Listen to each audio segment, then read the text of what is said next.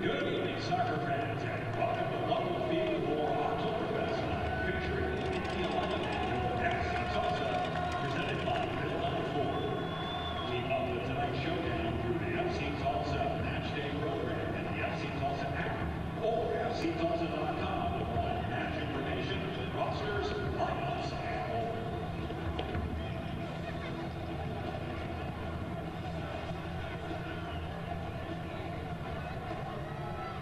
And here are tonight's starting lineups presented by Red Crew.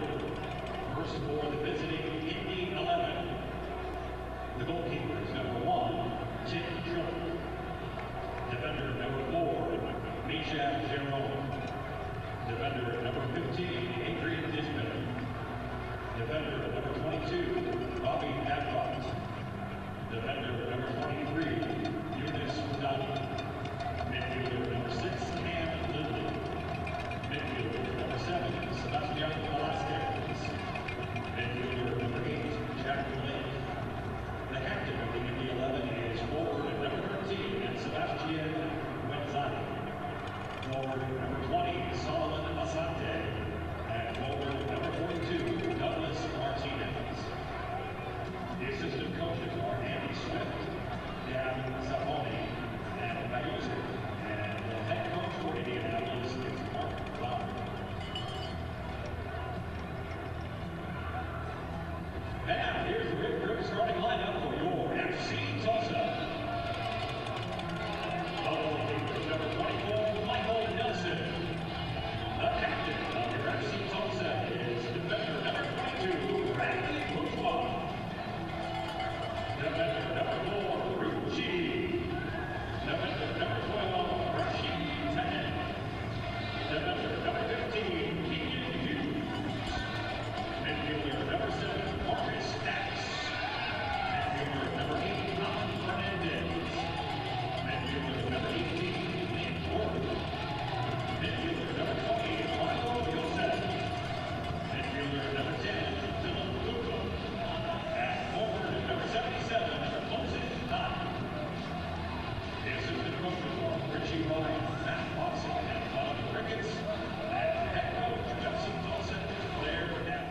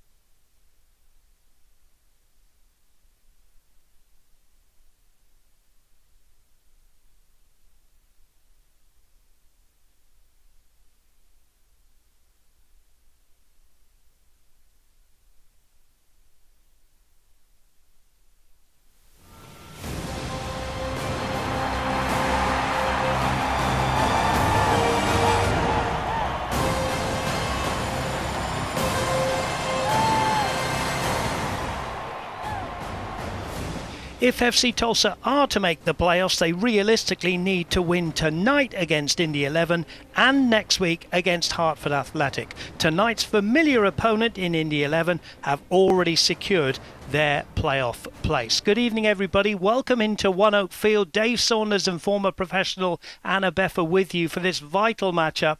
And lots of scenarios tonight, we know. But if you're an FC Tulsa fan, you just want your team to take care of business. It is. It's that point in the season where you start to analyze every point, see what you need to do to get your team in the playoffs. But FC Tulsa really needed to focus on the game at hand, and it'll be a tough matchup at home against Indy 11. Now, before we look forward, let's look back at the last two games that these two teams performed, and we'll start with FC Tulsa. FC Tulsa on the road against Pittsburgh Riverhounds played really, really well. Pittsburgh Riverhounds currently leading the Eastern Conference, but Hughes gets his first goal off the season off of a great assist from Josef, and then Philip Goodrum, perfect from the spot this season for FC Tulsa, gets one back late in the game, but FC Tulsa ultimately falls 3-2. As for Indy 11, as we said, they've already secured their playoff berth. They certainly share the goals around. They do. This will be their third playoff appearance since joining USL Championship in 2018. They've got multiple players involved in this game. They've outscored opponents 22-17 on the road, so they know what it takes to get things done on the road, and they don't look at stopping tonight here against FC Tulsa.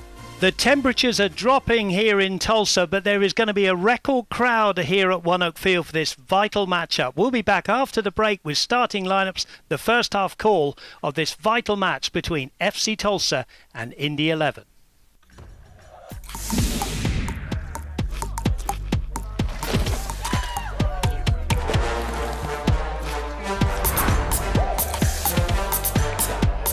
Every bite better with Pepsi.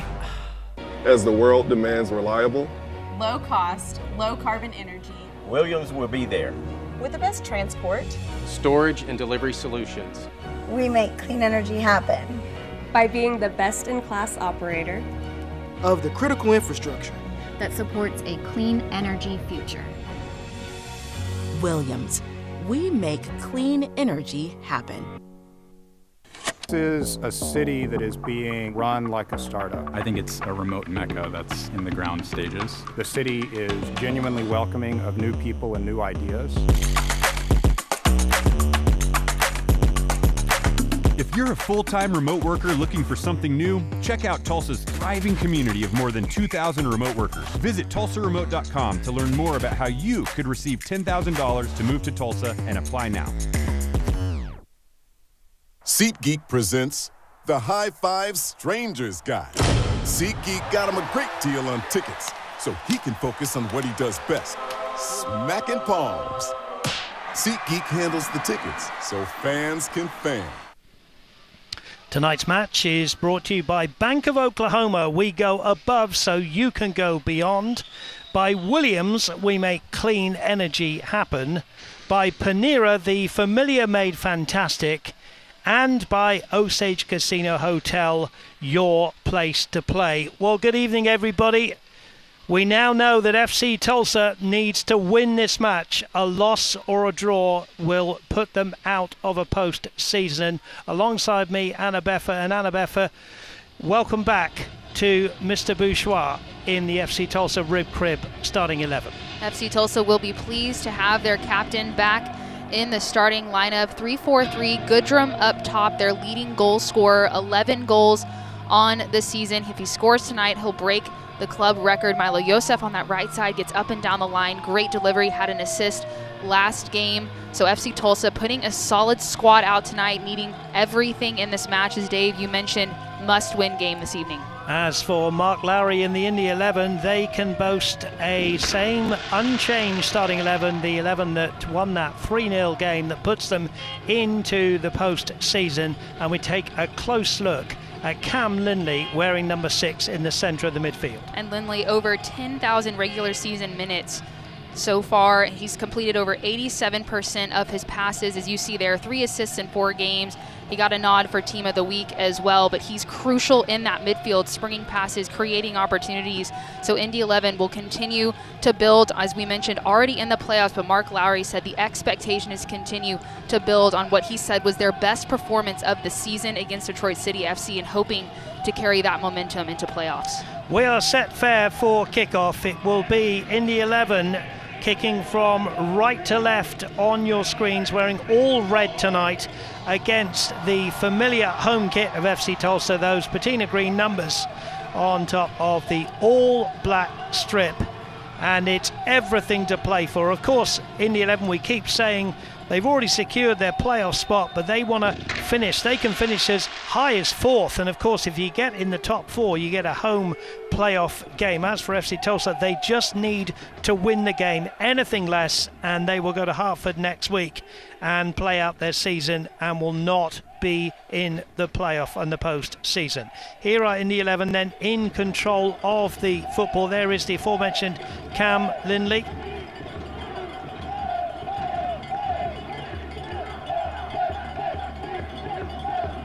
Jerome.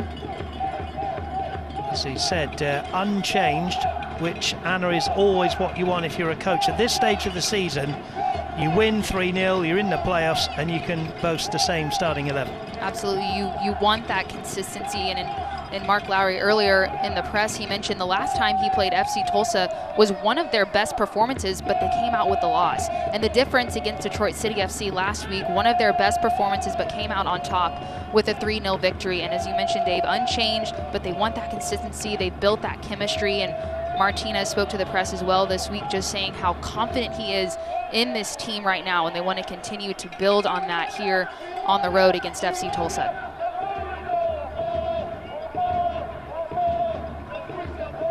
Good crowd in tonight. We understand it to be record ticket sales.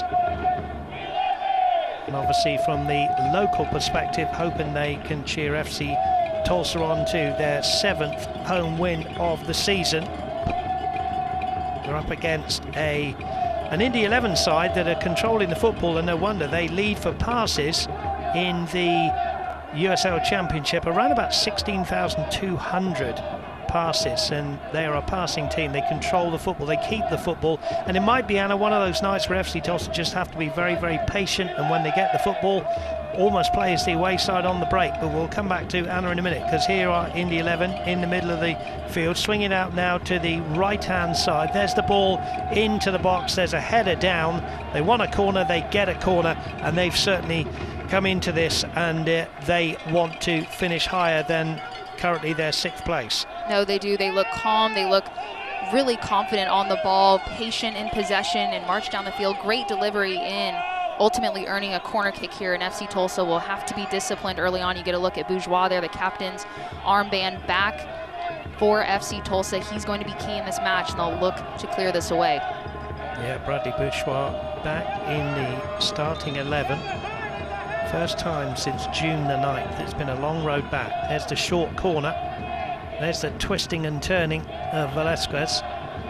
And it's gone slightly wasted there. It's going to be a goal kick from Michael Nelson. FC Tulsa then lining up with Michael Nelson in goal. The back three of Keegan Hughes, Rashid Tete and Bradley Bourgeois.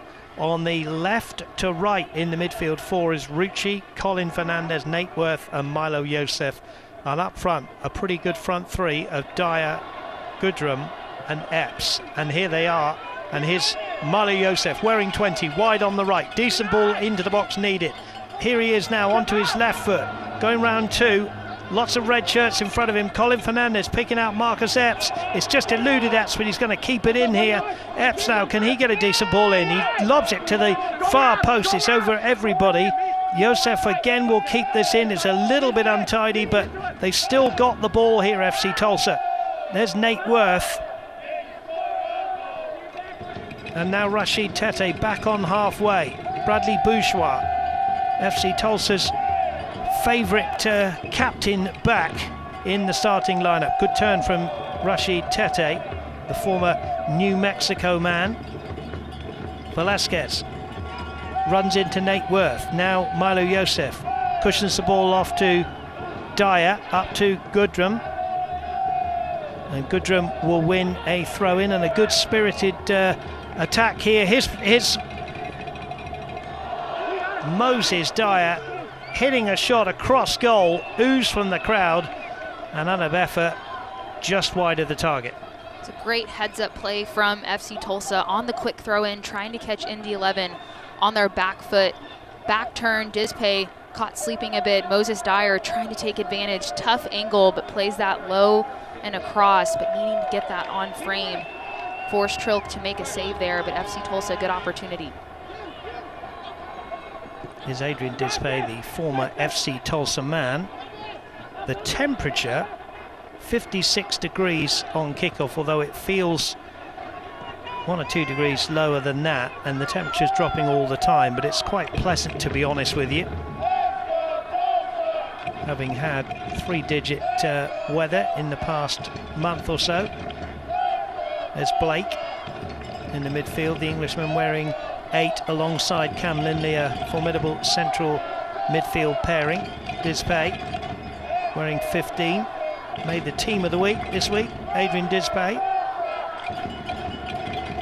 And the ball will go back to Tim Trill, the 6'2" Rockford, Illinois man. And FC Tulsa, as we set up against a team that likes to possess the football, just having to dig in, sit in, and kind of rely a little bit on the Moses Dyer chance, and with maybe some long raking balls and trying to catch Indy 11 on the back foot. No, you're right. I mean, so far in this match, that's where they've found their success. And you mentioned it earlier, and I think you're spot on. FC Tulsa, whenever they have the ball in this game, will have to really be thoughtful, take care of possession, find that next pass, because Indy 11, as we mentioned, already in the playoffs, definitely want to continue to play quality soccer and get this win. But FC Tulsa chasing this game, chasing that spot in the playoffs, so they'll have to take more risks going forward and make sure they stay composed when they have possession. Moses Dyer just eased off that one by Dispay. Lindley in the midfield, plays it out wide on the right-hand side. Lindley again, just makes those little runs here, finds the Englishman Jack Blake.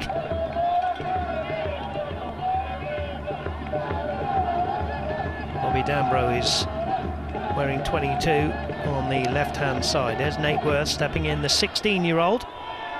Nate Worth has started the last 7 games. Here he is, good first touch there from Nate Worth. And he's going to try and bring in Marcus Epps here. Epps is temporarily in behind. He's got Rucci running into the box. He doesn't find him, and then in the end he runs into some trouble there, and it's just a shame he couldn't slip the ball into Rucci's path there, Anna. No, Rucci made a great run, and Nate Worth so far in the midfield has showcased really well. Good first touch, allows him to get his head up, find that space. He found Epps. Those are the moments for FC Tulsa where they can really be successful if they're all on the same page.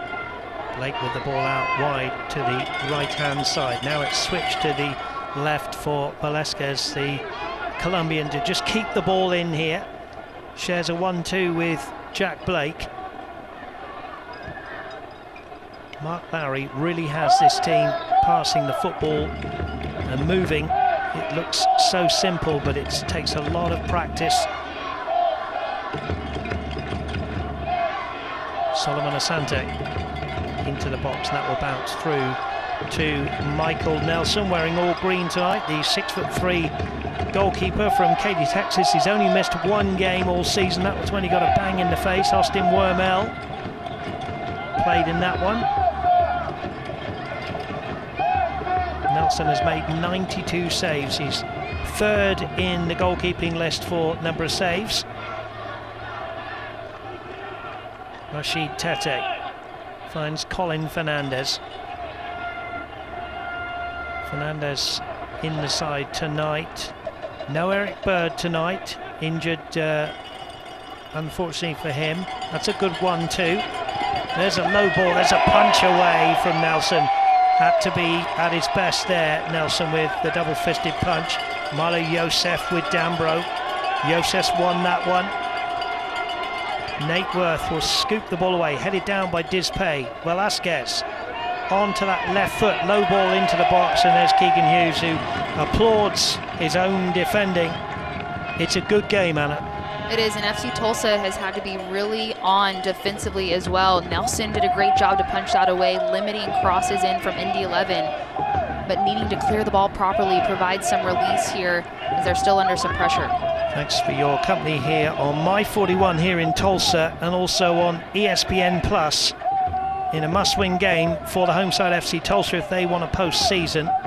Here's Velasquez into the box. Tete read that pretty well, clears it though only as far as Blake. Blake onto his right foot, good ball into the box. There's a header away by Bouchoir, and then Keegan Hughes with the second header away, and Cam Lindley runs into Colin Fernandez. Goodrum has run out to the left and now goes central. Here's Moses Dyer. Epps is on the far post. Here's Dyer, slips it in for Goodrum. Goodrum here tries to chip the goalkeeper, and Trilt does really well. And the crowd were excited when Philip Goodrum, that man, gets the ball, the top goal scorer, and that's good goalkeeping from Tim Trill. FC Tulsa, 3 players in transition in the final third with pace. You see the diagonal run from Goodrum, timed it pretty well. Trilt came out, anticipated that ball perfectly, did exactly what he needed to do, but FC Tulsa with a corner kick upcoming here and Milo Yosef will take it. Case and Associates corner here for FC Tulsa then. Yosef holds his left arm aloft into the 6-yard box. There's all sorts going on in the air, and there's a shot, and it's just wide of the target.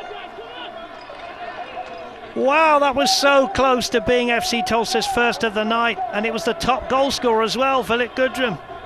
Well, he thrives on chances like this, and he's just got it. He hit it well, but just wide of the target. Here it comes, Anna. Great delivery in from Milo Yosef, and it falls to exactly who you would want it to. And he knows by his own standards with the reaction there, have to put that one on frame. Nate Worth, wearing 18. Rucci, who's been playing as one of the back three, but with Bradley Bourgeois coming in, Rucci's really playing as a left wing back, which meant that Patrick Segrist, signed from Colorado Springs Switchbacks, is currently warming the bench tonight. Here's Nate Worth again. Good ball threaded through to Moses Dyer, the New Zealander. Get out! Milo Yosef in again to Dyer. Decent ball needed. Good ball back into the box. Just eludes Goodrum. And away come Indy 11, and FC Tulsa are giving this everything they've got. I don't want to be a spoiler if you didn't know the results, but I've got to tell you now that Miami have gone to Charleston Battery and won by 2-1. Joaquin Rivas, the former FC Tulsa man, slotting away a penalty. A great result for them. And Detroit City FC have gone to Loudoun, which on paper was a slightly easier game, and they've done their business, winning by 3-0, which means that if FC Tulsa were to win tonight, they would be on 39, Detroit on 40, Miami on 41, and it all goes to next week. But as we said in the intro, FC Tulsa need to take care of business tonight and try to win this game of football.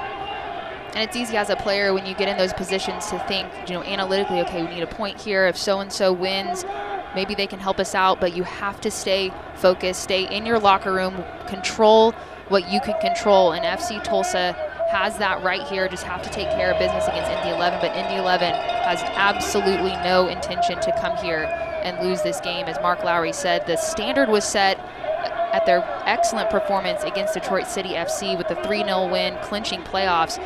But he said in film, they watched it back, it was one of their best, if not their best performance of the season. And he has that standard and expectation now every single time from this Indy 11 side. And the other thing to say, Anna, yes, you've secured your playoff place, but if you can get in the top 4, you get a home playoff game. Now, there's a lot of things that have to fall in place, don't get me wrong. I mean, they've got to get past Lou City and Memphis. We'll keep an eye on results, but they could finish as high as 4th. Absolutely, still a ton to play for both teams. Obviously different motivations and intentions, but that's what makes it so fun at the end of the season in the USL Championship. So much shuffling left that can happen.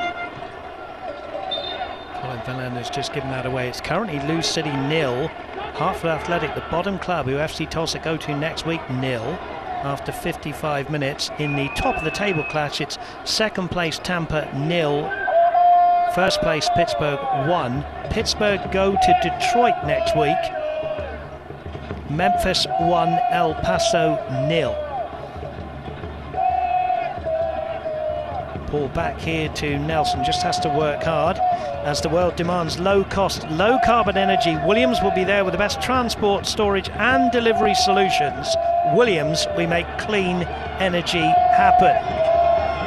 Goodrum tries to go through to Dyer. Dyer clashes with the defender. Michak, Jerome. Here's Colin Fernandez. Could hit one, does hit one! Just over the bar. Trilk put a hand up there, but he didn't get a touch on it. Referee will just talk to the two players involved in the clash. The referee tonight, by the way, is Sergei Damianchuk.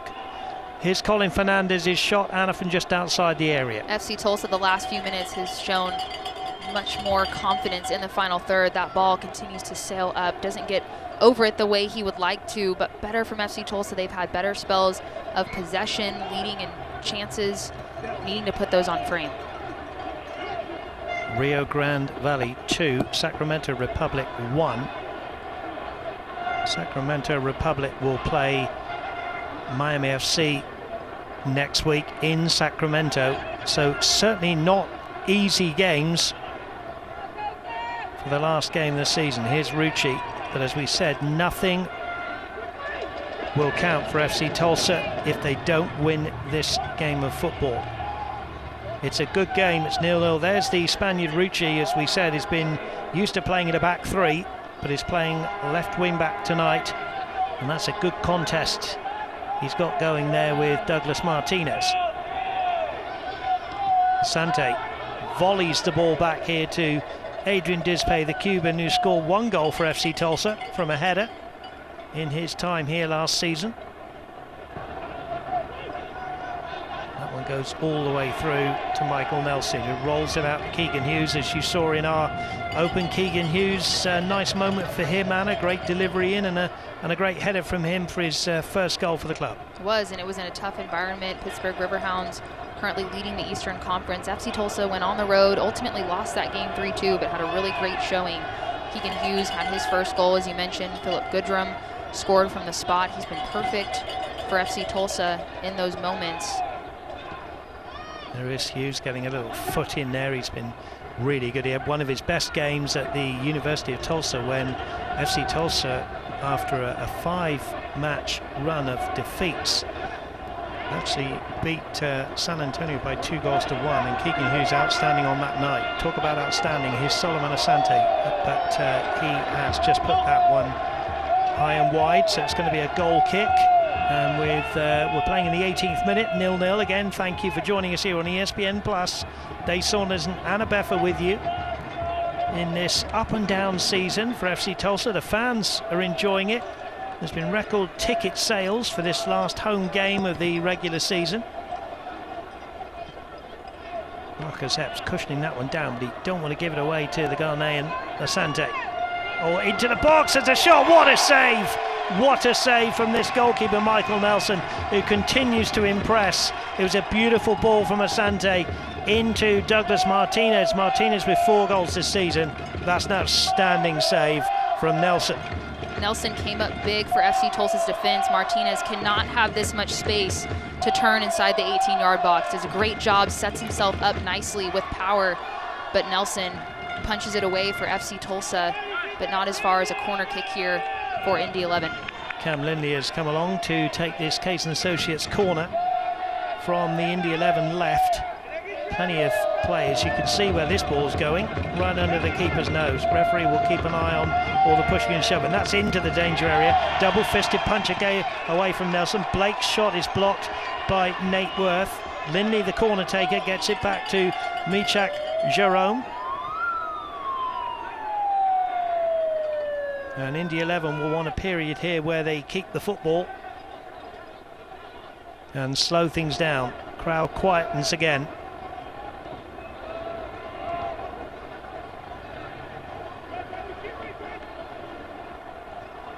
Asante shares passes with Velasquez.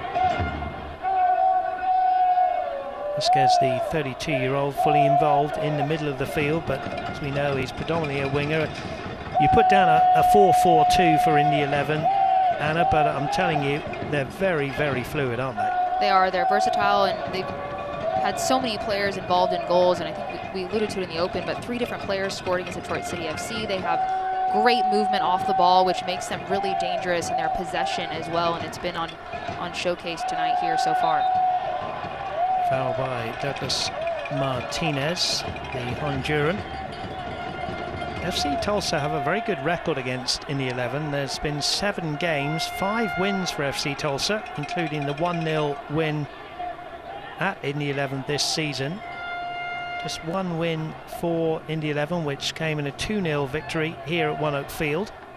And there's been 1 draw.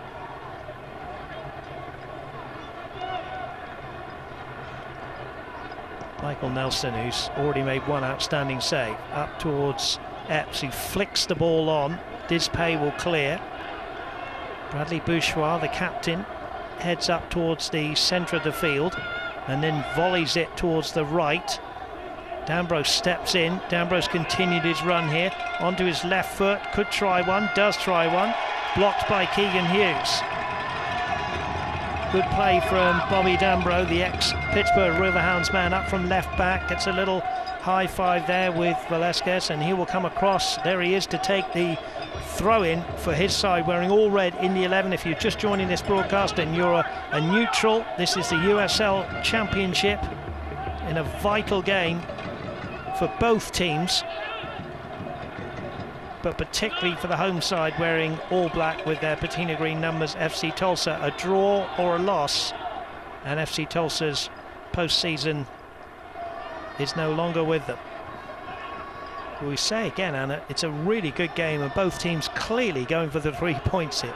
It is. The intensity has been high from the first whistle, and both teams have had really good spells of possession. It's been pretty back and forth, and they've been patient, recycled runs, really tried to make the most of having the ball, and FC Tulsa kind of build some confidence later after Indy 11 had the lion's share of the ball in the early goings. But it's been a really entertaining match between the two so far. I'll tell you what, Anna, there's nothing like, wherever you go in the world, to watch this beautiful game being played, there's nothing like games, crazy results at the end of a season. I mean, who would have thought Miami, to be fair, have been in great form, but they go to Charleston Battery. FC Tulsa went there a couple of weeks ago and went down by 2-1. They've gone there and done the business tonight with a 2-1 win. It makes it so fun. It just shows you truly anything can happen on any given day in this sport and in this league, and it's been so fun to watch. And we talked about analyzing what game needs to be what and what points do we need and all the things, but that's just what shows you have to show up for every single game and play your best, because you don't know what the result could be, and any team in this league has the ability to be special. I'm going to give up doing that. I mean, I've done it for years, but I think you just have to give up at the end of the season, because anything could happen, and it still can. Miami, just to repeat, last game away at Sacramento Republic next Saturday. Detroit, last home game for them against Pittsburgh Riverhounds, who might be looking to wrap up the championship. They may already do it tonight if they can beat the Tampa Bay Rowdies. And FC Tulsa at the bottom club, Hartford Athletic. Anything could happen. But if FC Tulsa fail to win the game, the last playoff spot will be between those aforementioned teams, Miami and Detroit. It's becoming simpler, the equation. Here's Jack Blake running at the defence. Good ball out to the right-hand side. He got a little bump off the ball there. He looks at the referee. Here's D'Ambrose. D'Ambrose outside of his left foot, headed away by Colin Fernandez and Keegan Hughes. Blake gets the ball down to Lindley. How many times have those two passed the ball to each other this season? Epps steps in. Goodrum is always working hard up in the front line. 0-0 the score. 24.5 minutes gone here at One Oak Field in downtown Tulsa. The last home game for FC Tulsa.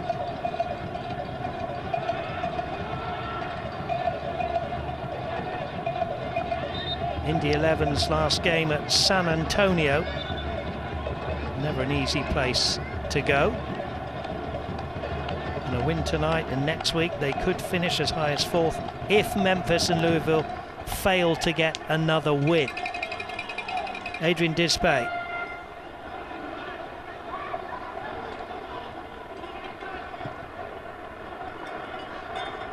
We'll keep an eye on the scores. I can tell you it's currently Tampa Bay 0, Pittsburgh Riverhounds SC 2.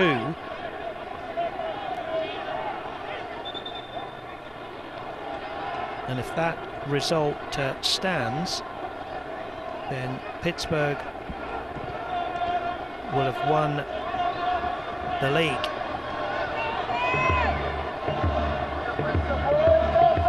Asante, central, left-footed shot, scoops it wide of the target.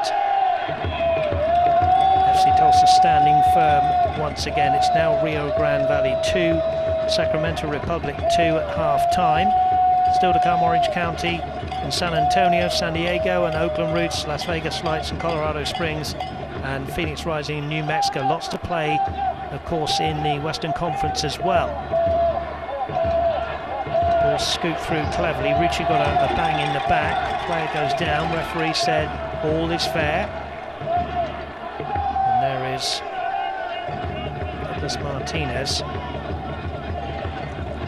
Still down, feeling his foot. Bradley Bourgeois, I think, bringing the attention to the referee.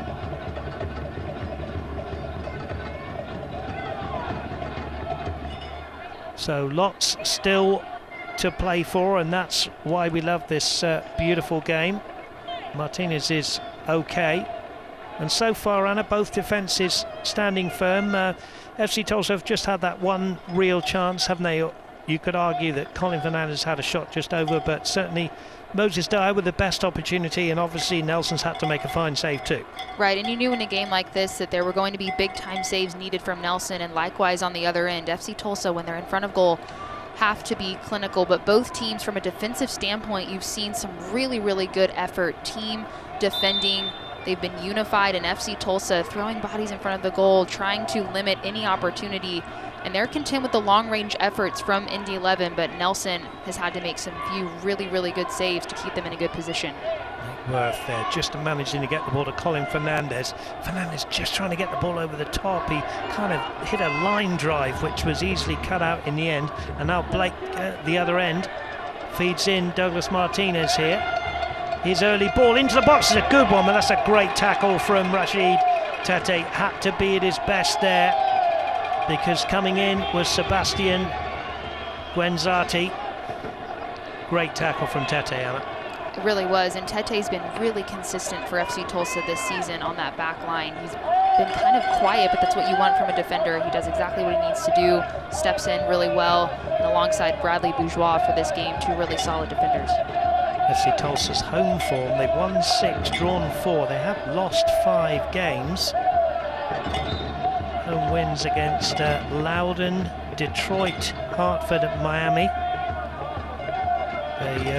The last 3 of those they won in the space of 9 days.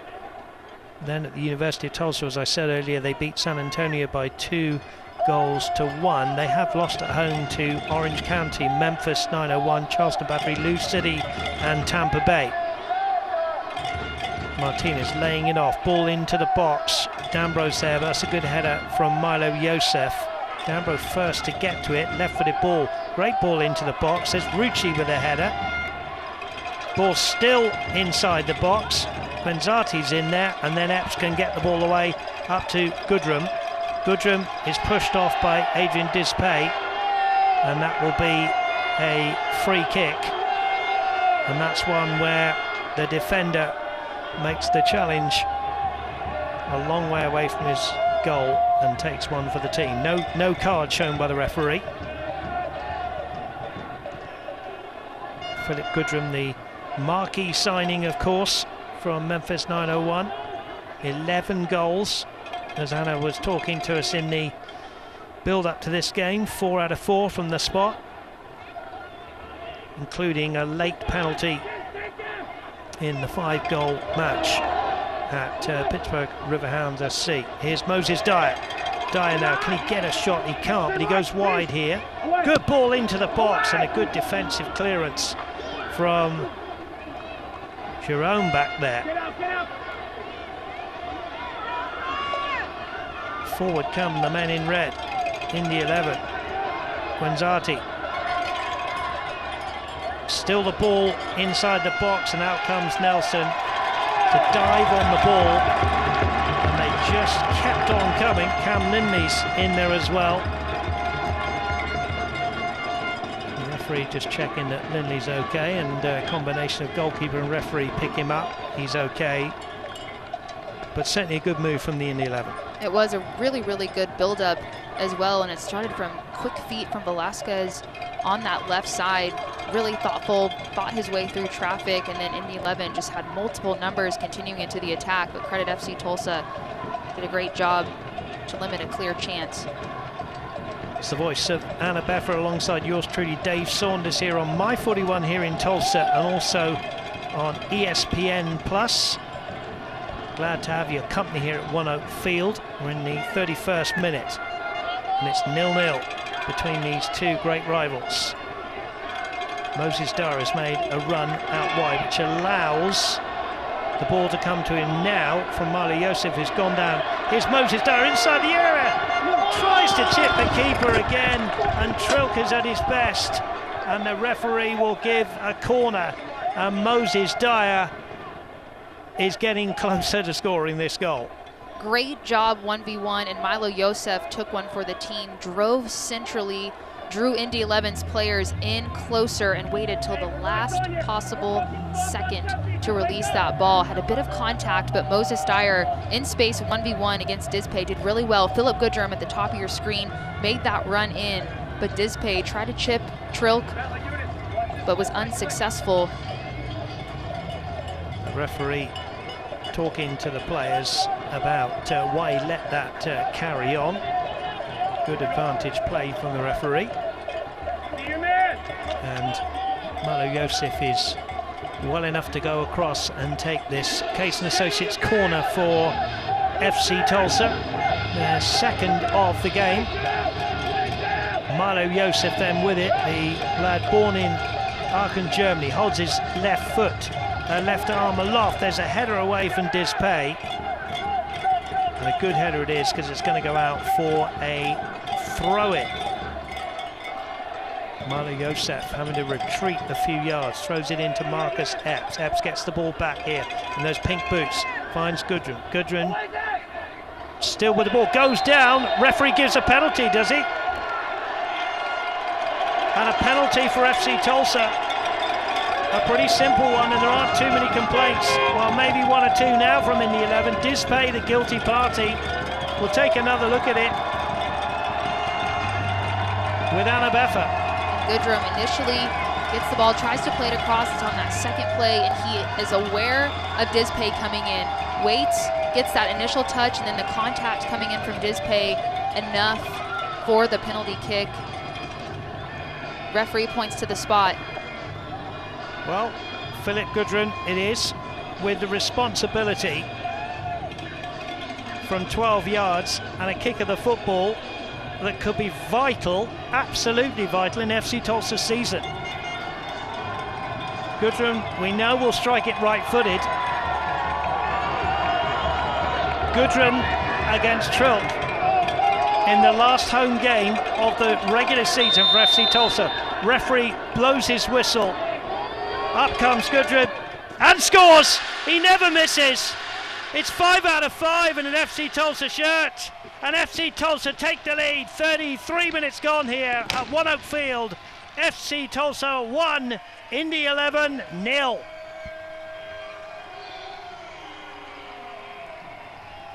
Philip Goodrum perfect from the spot this season. Initially drew the penalty kick and then steps up like the leader that he is for this team. Calm. He knows where he's going. Finishes that with class. It's exactly what FC Tulsa needed here. It had a good first half, had moments, but no true clear chances, and Philip Goodrum in the box draws the PK and finishes it, putting FC Tulsa up first. Really important now. I'm sure Blair Gavin will be saying to his back four and his midfield, do not give anything away to this impressive Indy 11 side before half-time. There's 11 minutes to go. It's a long way to go. Dispay will claim that he didn't touch Philip Goodrum. It's one of those make your mind up at home folks, isn't it? But the referee was right there, Anna, to give the spot kick, and there was no hesitation from him. Goodrum, as we said, 5 out of 5. Becoming a habit for Philip Goodrum to score from the spot. And that changes a lot of things as the ball goes through to Michael Nelson. So with that goal, you look at the current standings, FC Tulsa remain in 10th. They cannot get off 10th spot tonight. They have now have 39. Detroit in 9th, a point ahead on 40. Miami in 8th, 2 points ahead on 41. Here's Moses Dyer wanting more for FC Tulsa, who've got to do the business tonight. Rucci a long way forward because he's playing as left wing back. Rashid Tete, who will be important for the rest of this game. Milo Yosef nutmegs Dambro, cross and Dispay, ball loose in the box, heavy touch from Milo Yosef, and it remains 1-0 with a Philip Goodrum penalty. FC Tulsa really needing to stay mentally switched on heading into halftime. They've scored 7 goals in the later moments of the first half, but they've also conceded 6, so really important for them to maintain this lead.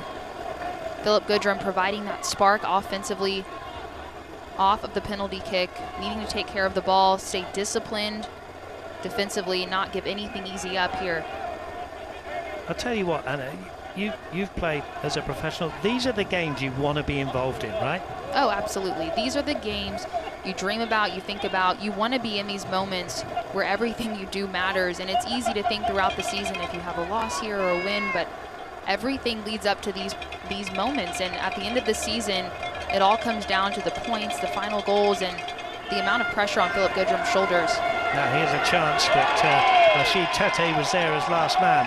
Moses Dyer, can he pick out his strike partner? No, he can't. He's just going to start again here with Milo Yosef. Good ball from Yosef here to Fernandez. Fernandez, who's had a great game for me, puts the ball into the path of Moses Dyer. Dyer up against Dispay, went round Dispay but forgot the ball.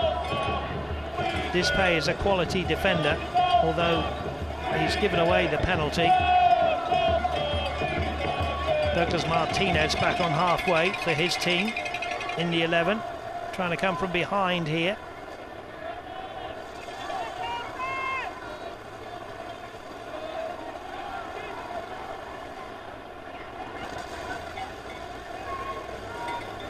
Jerome, Dispay, Dambro,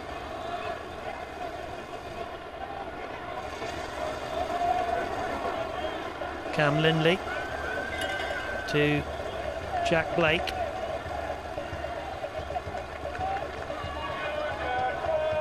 Budadi coming down the right-hand side. Strong challenge and a fair one from Rucci.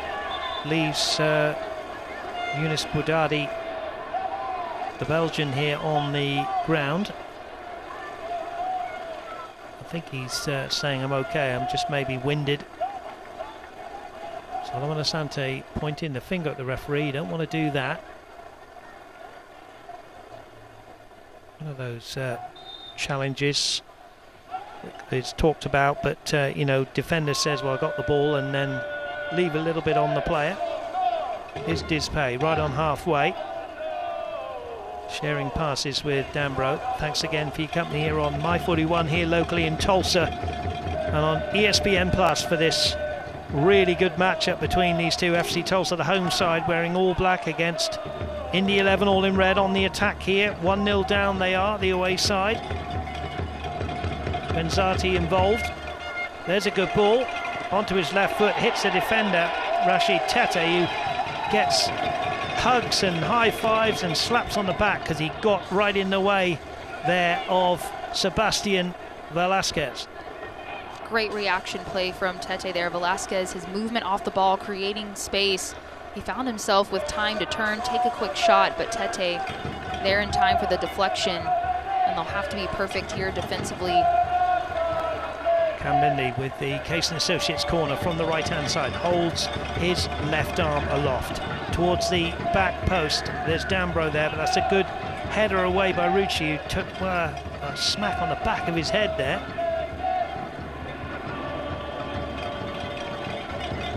Budadi to Asante. Lindley, low ball in. Buddy Bourgeois steps in, the captain. Budadi again. His ball through is going to go harmlessly out for a goal kick, and we come up to the 40-minute mark, and it's FC Tulsa 1, Indy 11 0. And there's a bit of a problem here. As I said, he took one in the back of the head, did Rucci. I think it was just an innocuous clash. And Rashid Tete is pleading with the referee to do something. The referee is saying we're going to carry on. Bradley Bourgeois. Back to Nelson. Nelson inside his own 6-yard box. Clears. given away. Asante plays it into Linley. First time ball from Linley is a good one to Velasquez. Jack Blake. Guenzardi lends the ball off to Boudadi. Bouchoir again with a header away. And Rucci cannot prevent the ball from going out. Throw in then. It's going to be taken by Boudadi, the ex-Hartford Athletic man. 4 assists this season. Going to get another one there. Spins away off Colin Fernandez. Going to be another corner. FC Tulsa, vital part of the game here. And 4 minutes to go to half-time. They need to stand firm here. Absolutely do not want to concede here. They've given away a few corner kicks in this first half and have defended them pretty well, but will not want to concede here late in the first half, heading into halftime as Indy 11. Case and Associates corner. Cam Linley, both arms aloft. That one goes to Velasquez onto his left foot. Nate Worth sticking to his task here, preventing the shot. Boudadi to Linley. Linley with Asante. Good 1-2. Linley's inside the box. Epps has got to be careful. Linley still with the ball, lays it back. Bouchoir on the 6-yard line. Linley still pleading for something. Now his Blake shot blocked by Bouchoir. Frantic end to this first half. Bouchoir heads away, and Adrian Dispay is there. Michak Jerome. Boudadi's gone round one. Gets it out to Solomon Asante. Asante hits the defender. Asante still with the ball here. Pulls it back. Nate Worth is there, and in the end it's belted away by Colin Fernandez, only as far as Dispay. Cam Linley. Intelligent ball from him to Velasquez, is tricky on that left foot. Guenzardi's into the box, and there's an offside flag. So we can tell you that Osage Casino Hotel Tulsa is your place for fun and entertainment after the match. Enjoy a world-class casino experience with high-stakes tables and over 1,600 electronic games. Just 4 miles from One Oak Field. Osage Casino Hotel, Tulsa. Anna Beffa, what a game. Definitely. So far, a lot of action between these two teams. In the last few minutes, Indy 11 really applying the pressure to this FC Tulsa defense, but they've held strong. Bent, not broken, as they're hoping to go into halftime without conceding a late goal and maintaining this lead. Nate Worth gets it out here to Malu Yosef. Yosef almost trying to chip the keeper, I think, or bring in Philip Goodrum, who was running in at the far post. The away record for Indy 11, they've won 7, drawn 3 and lost 5. Impressive wins at Detroit, Loudon, and what about that 4-0 win at Charleston Battery? Hartford, what about a 3-1 win at Pittsburgh? And then Miami and El Paso. El Paso, the last away win, but they've been good away from home. Whenever you beat teams of the quality of Charleston Battery and Pittsburgh Riverhounds SC in their own patches, you must be a decent side. When you've mentioned a few multi-goal games as well, which I think is really meaningful on the road. They've outscored opponents 22-17, which is meaningful, especially when you're not in front of your home fans, needing to get results on the road. They've found a way to do it this season and have put themselves in a great position, clearly clinching a playoff spot.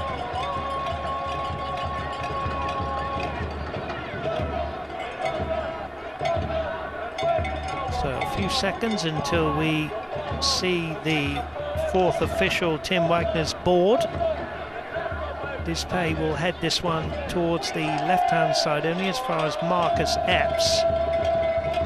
Epps twisting and turning, gets it to Rucci. Rucci having to retreat here to Bradley Bouchoir. Bouchoir to Rashid Tete. Tete's ball to the head of Keegan Hughes, and that's a tactic that FC Tulsa have used a little bit. Keegan Hughes is one of the back 3, but when he knows the ball's going to go long, he'll feed into that right-hand side in a more attacking position.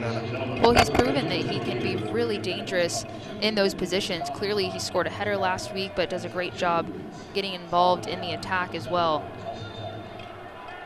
Nate Worth with a slightly late challenge there. Velasquez can't believe that Nate Worth is not going to go into the book. Douglas Martinez, who's been in the thick of things, picking himself up for the second time. Referee's just going to talk to Nate Worth, and like a head teacher, just tells him off and says, one more and you'll go into my notebook. Nate Worth, who started the last 7 games, and whatever happens this season, Anna, you look at highlights of FC Tulsa's season and it's got to be Nate Worth, hasn't it, up there? Absolutely, he's been one of my favorite players to watch, just continue to grow and develop for this FC Tulsa team. He's been pretty quiet from a statistical standpoint as far as goals and assists, but he's done so much in the midfield, just the little things. His first touch is excellent, he has great vision, he really holds on to the ball well and maintains possession for FC Tulsa, and he has a great defensive instinct as well. Zadi has won it back for Indy 11. Boudadi up from right back, down the middle of the field, slides in, Bourgeois there, Douglas Martinez, there's an offside. As we are playing 2 minutes at the end of this first half, and FC Tulsa survived once again. There's another man down. It might be Jack Blake who's gone down there. Jack Blake, who now has 10,000 USL minutes. That's a little word with the assistant, not happy. Referee in the thick of things again, just chatting to the players. We like a referee that can chat to the players and talk through his decisions, Anna. I want to make sure that you're approachable and you're definitely heard. Sometimes it can get frustrating as a player when you feel like you're not heard, but referee so far has done a good job in this first half. Rucci with Solomon Asante. It's gone the way of Indy 11, the throw-in, and the referee has blown the whistle for the end of this first half. It's been a really entertaining first half. FC Tulsa go in, Annabeth, courtesy of the penalty from Philip Goodrum. 1-0 to the good. FC Tulsa in a favorable position heading into halftime, but a tough 45 minutes ahead when Indy 11 has trailed at halftime. They've had 3 wins, 8 losses, and 3 draws, so they absolutely have the ability to come back in this second half, so FC Tulsa has to come out with fire. They certainly do. Lots to get through in the halftime show and a lot to come before we say goodnight tonight. The Williams halftime show is up next. It's halftime. FC Tulsa 1, Indy 11 0. Rib Crib's been smoking the good stuff over 20 years, serving up mouth-watering barbecue, talking about slow-smoked classics like Rib Crib's famous ribs. Yeah. Hungry yet? Rib Crib. Hey! Thanks for coming out again. I mean, we really appreciate you guys supporting us this year. And I mean, nice ride. Absolutely. We're always happy to partner with you guys. If you like this ride, you should come by Ferguson Kia and check out some of our inventory. Let me make you a deal. So if you guys score on Keegan from half field, Ferguson Kia will give free FC Tulsa tickets to all of our new customers. You're on.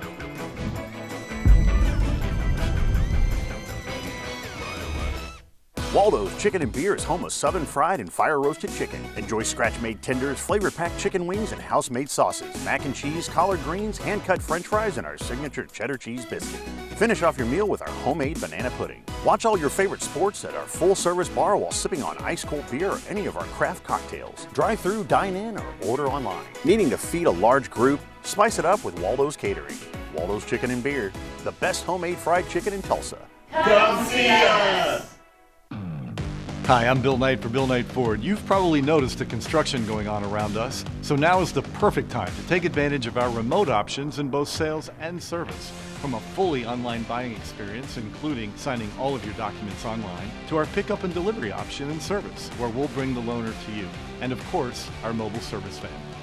So let us at Bill Knight Ford come see you and visit us online at BillKnightFord.com, home of the Knight Advantage. Pitbull into the box. Gudrun has won the game of football. We are so used to late drama here at Walham Field. Marcus there for 3. It is 3. Marcus there is in wonderful form. He holds a score to goal. Welcome back into the Williams halftime show. As you can see, FC Tulsa a goal to the good, courtesy of a penalty from Philip Goodrin over the Indy 11. Now it's Oktoberfest time, and FC Tulsa released the Oktoberfest jersey last Monday ahead of tonight's game. The players wore these limited editions jerseys during warm-ups in spirit of celebrating the festivities at One Oak Field tonight. The jersey is available now for purchase just in time for Tulsa Oktoberfest starting October 19th.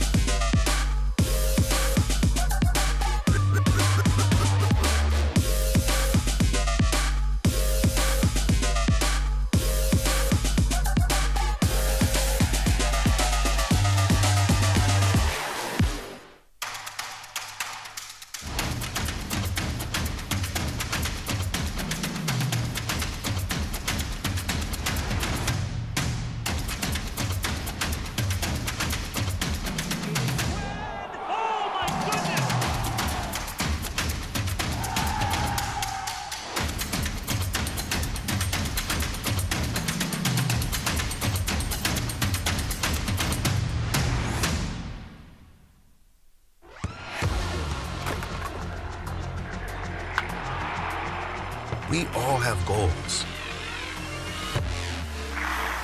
But let's be honest, most of us aren't going to be professional athletes. But if your goal is to finish your degree, we can help. Come to a university that puts your goals first. Bellevue University, your partner in finishing goals.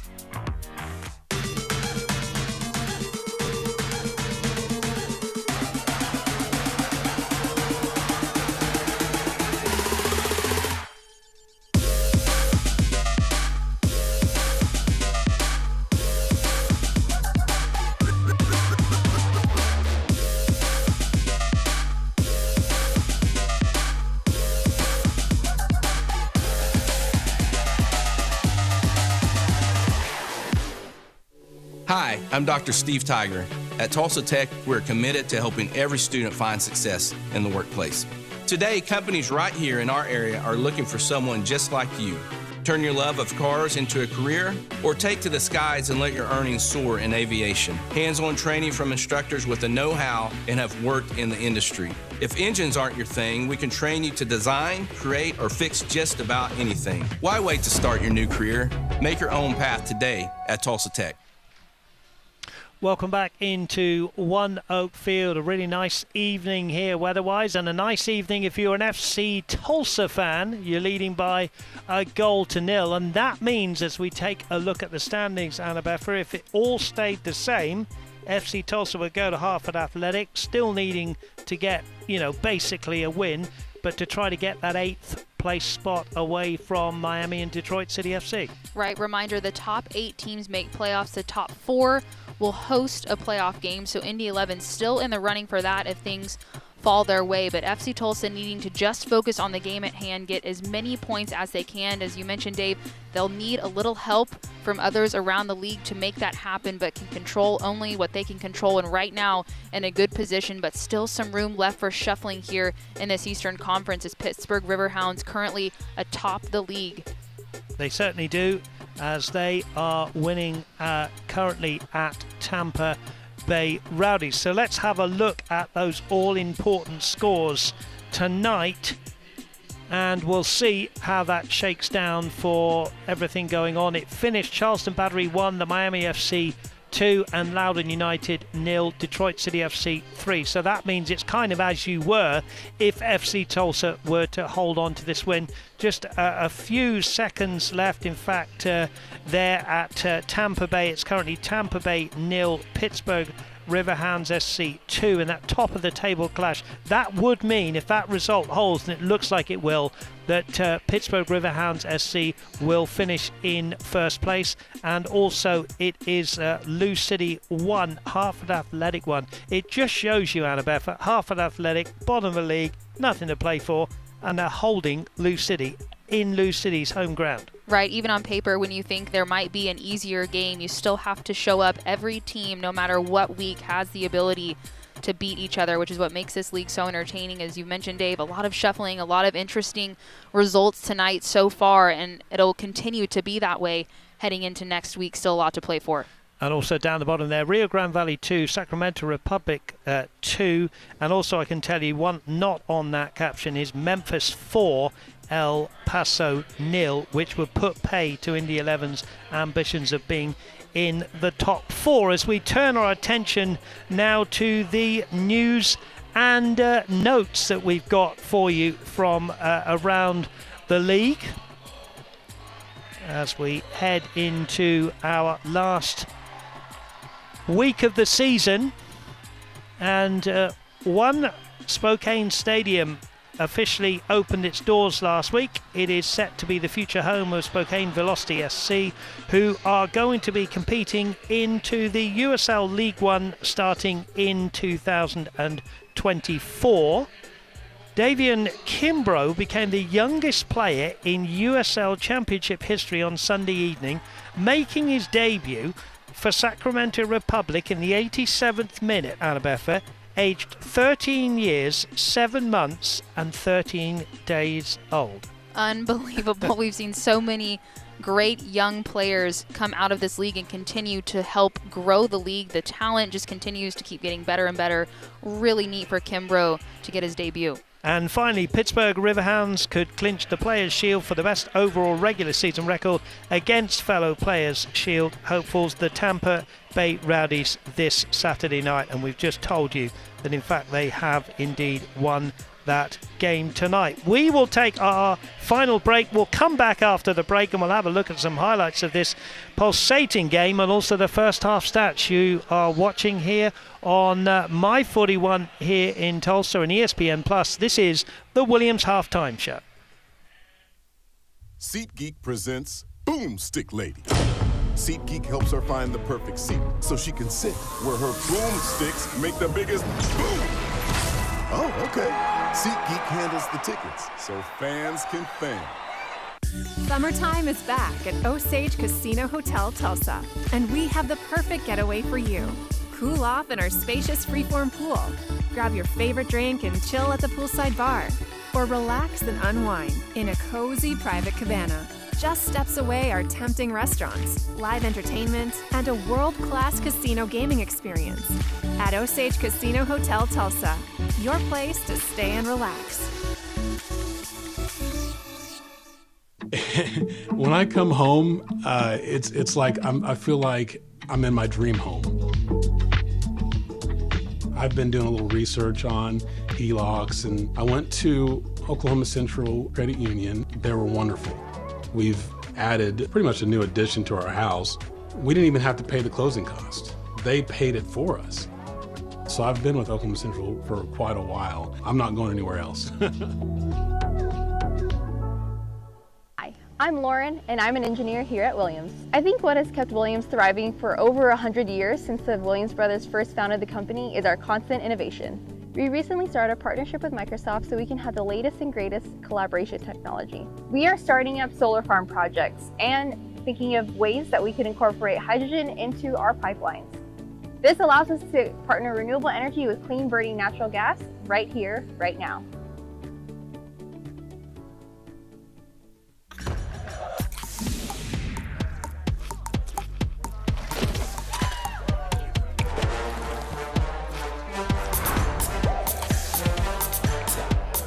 Every bite better with Pepsi.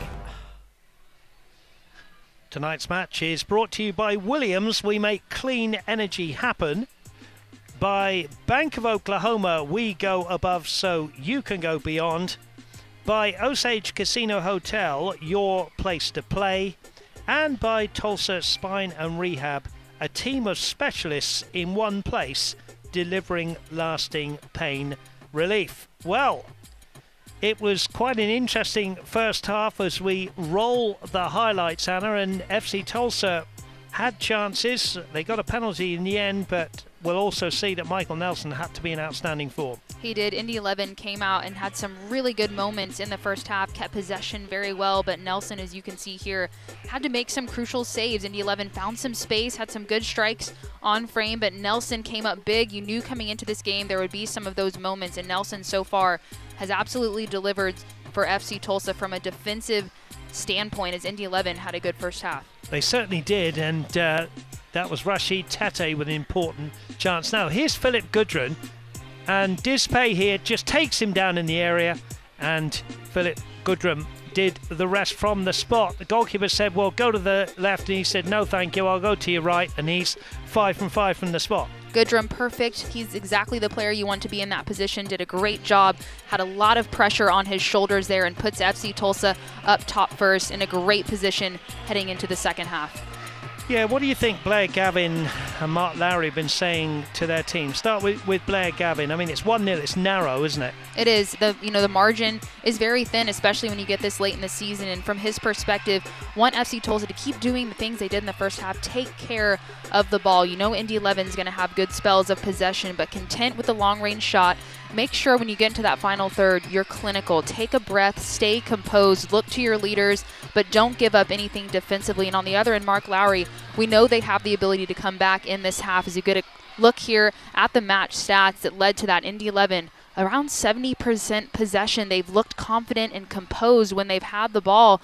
But FC Tulsa, as you can see, 7 shots. They've had the 1 goal with the penalty kick. Not as much possession, but in the second half, Indy 11 hoping to turn that possession into goals and find themselves in a position to equalize this game.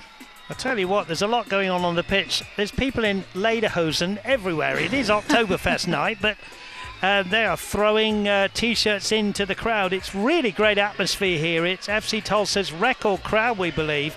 There's the referee talking to Douglas Martinez. There's the fans who want those T-shirts. There we go. Who's going to catch that one? There, she's got it. She's got it. And there's all ages here tonight to see FC Tulsa against the Indy 11, and they've not been disappointed with the first half. What is going to unravel in this second half? We cannot wait to bring it to you. Dave Saunders, Anna Beffa, ESPN Plus, My 41 in Tulsa. Welcome in for this second half. And if you're an FC Tulsa fan, you want the score to stay at least what it is, so you go to Hartford Athletic next week in your last game with a chance of a postseason. Of course, just to repeat, Miami FC have won tonight. Here's Solomon Asante. It's a good start from the away side. Douglas Martinez there with a shot which goes across goal. So both Miami and Detroit have done what they had to do. A win for Detroit at Loudon, a win by the Miami FC at Charleston Battery. Can FC Tulsa win their game here tonight? And then it's as you were. There's a point separating those 3 teams, and FC Tulsa go to Hartford. Detroit's last game at home to the now champions Pittsburgh Riverhands SC, and Miami have to go to a difficult game against Sacramento Republic. So it's all up for grabs, but it means nothing to FC Tulsa. If they concede a goal and end up drawing the game or losing the game, it will be over. Here they are with Colin Fernandez spinning the ball out here to the right-hand side. Moses Dyer, the man from Auckland in New Zealand, going on a really good run here.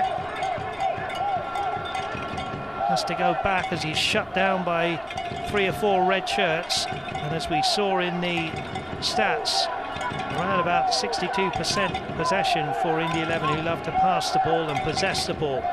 Douglas Martinez wide on the right-hand side. No substitutions from either side. Rucci's got to be at his best here. 2 players slide in. Bourgeois gets there ahead. Clears it. Jack Blake now. Cam Lindley just leaving that one here for Vasquez. Blake to Martinez. Martinez, low ball into the box, and there's a shot just over the top.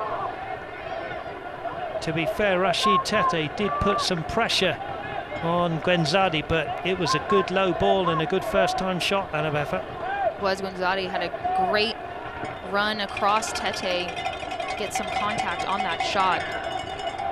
Sails up over the bar, Tete applying just enough pressure to knock him off. Moses Dyer, easily dispossessed by Dispay. Back to Trilk, who had a good first half. Beaten by the penalty. Dyer heads it on, out comes Trilk. Clears it, and that will go all the way through, goalkeeper to goalkeeper. Michael Nelson, who you saw in the highlights just a few moments ago with an outstanding save, keeping it at 0-0 before Goodrum put FC Tulsa into the lead. Nate Worth does well there.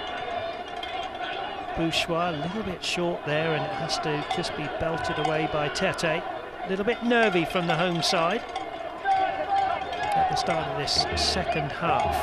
Jack Blake. Asante. Nate Worth steps in. Here's Colin Fernandez. Finds Philip Goodrum.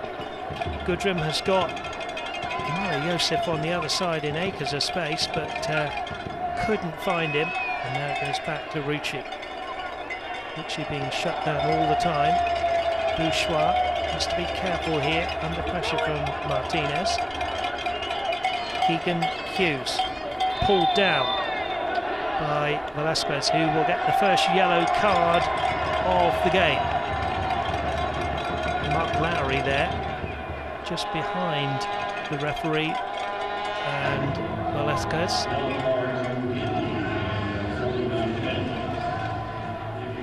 It's not been a malicious game in any way. Velasquez, I think, smiles, but I think in this sort of day and age of this football, I think anytime you pull someone down from behind, you're going to get a yellow card, aren't you? Right, referee in a good position, but you're exactly right. It's been a good, competitive, physical game between these two teams, but a lot of possession. And Velasquez, just ultimately on the end of that one, goes into the book.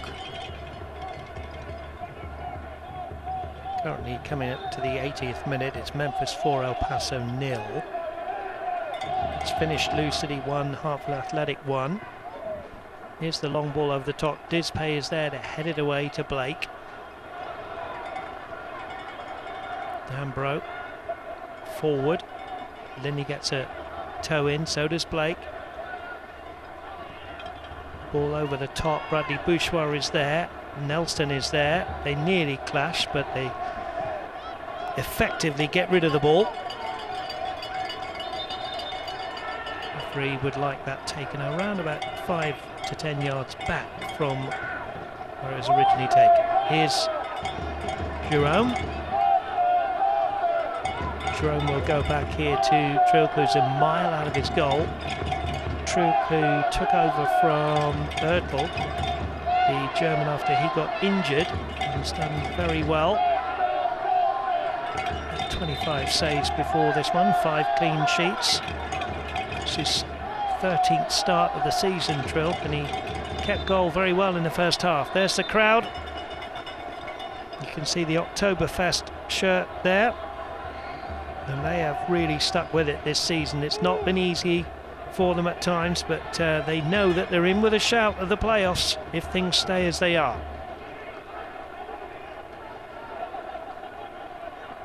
Goodrum, scorer of his 12th goal tonight. Milo Yosef could run at the defence here. Epps misses his kick. Colin Fernandez can hit one. That hits Mishak Jerome. And now it's end-to-end. Douglas Martinez here with Rashid Tete. Bradley Bourgeois holding the central line. Solomon Asante. Cam Lindley. Asante. Back to Boudadi here. And Jack Blake. Epps steps in. Ball scooped up here to Goodrum. What an intelligent chest down from Philip Goodrum. If he can see the ball here, Moses Dyer is just ahead of him. Goodrum's disappointed. He saw his strike partner, but he just played it too far, Anna. You described it perfectly, Dave. Intelligent first touch from Goodrum off the chest, the initial explosive energy there to create that space. He saw it, the good idea, the run from Dyer, just not able to execute as FC Tulsa trying to defend on the other end. Lindley, good ball into the box, and there's an offside flag, which will save FC Tulsa. Gwenzadi it was who had the shot into the goal, but it was offside. I think we'll get a quick look here at that last sequence from FC Tulsa. Ball gets played in. Goodrum did so well on the turn. Explosive energy. You see him get his head up. Tries to find that pass, but credit goalkeeper Trilk. He's done so well throughout this game, anticipating those balls in behind and coming out and limiting any clear chances on the break as Dyer inches away from connecting there. As the world demands low cost, low carbon energy, Williams will be there with the best transport, storage and delivery solutions. Williams, we make clean energy happen.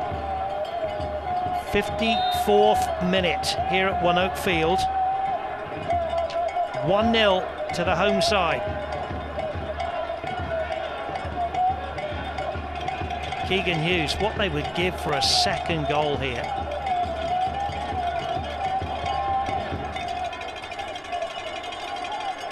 Hughes then right on halfway. Gets the ball from the throw-in. Goes back to Rashid Tete, the former New Mexico man. Nelson has given it away, but there's a foul on Michael Nelson. And a good job that the referee blew the whistle there, or it could well have been 1-1. FC Tulsa fortunate there that the foul was called, but a good reminder from a defensive standpoint. Quick pass and release, don't want to take too much time there defensively as Indy 11 applying pressure. Douglas Martinez, the Honduran, 4 goals, 3 assists. There's the referee, Mr. Damien Chuck. And there's the man who was fouled, Michael Nelson, who would love to keep his 7th clean sheet of the season and assure his side of the 3 points. Long way to go. There's a header on by Goodrum. Udadi twisting and turning. Good play from the right back. Back to Dizpay, the former FC Tulsa man. 30 appearances for FC Tulsa. Marlo Yosef. Goodrum. Oh, nearly an intelligent ball, bringing in Keegan Hughes. Hughes has got some work to do here, and he's left it for Nate Worth. Velasquez in the centre circle. Cam Lindley. Blake. Solomon Asante. Epps has got to get back. Martinez. Jack Blake again to Martinez. Martinez wide on the right. Jack Blake, the Englishman, here to Cam Lindley. Those two linked so well. Great ball into the box, and it's just wide of the target from the number 13, Sebastian Gwenzati, the Uruguayan, who's just wide of the target here, Anna. Indy 11 with a really good set of passes, and then Lindley gets his head up, a near perfect ball, not able to put that one on frame. Difficult technique there, but Indy 11 looking comfortable in possession, recycling runs when it's not there, now trying to go out wide. Udadi and Epps has pushed over Udadi, but the referee said it's just a throw-in, there was no foul. Going back to Sebastian Gwenzati, the Uruguayan, he's made, this is his 31st start of the season. It's the most in the team, and he's also the top goal scorer. Rucci's there wanting to take the throw-in. There was no foul. Rucci will leave the ball.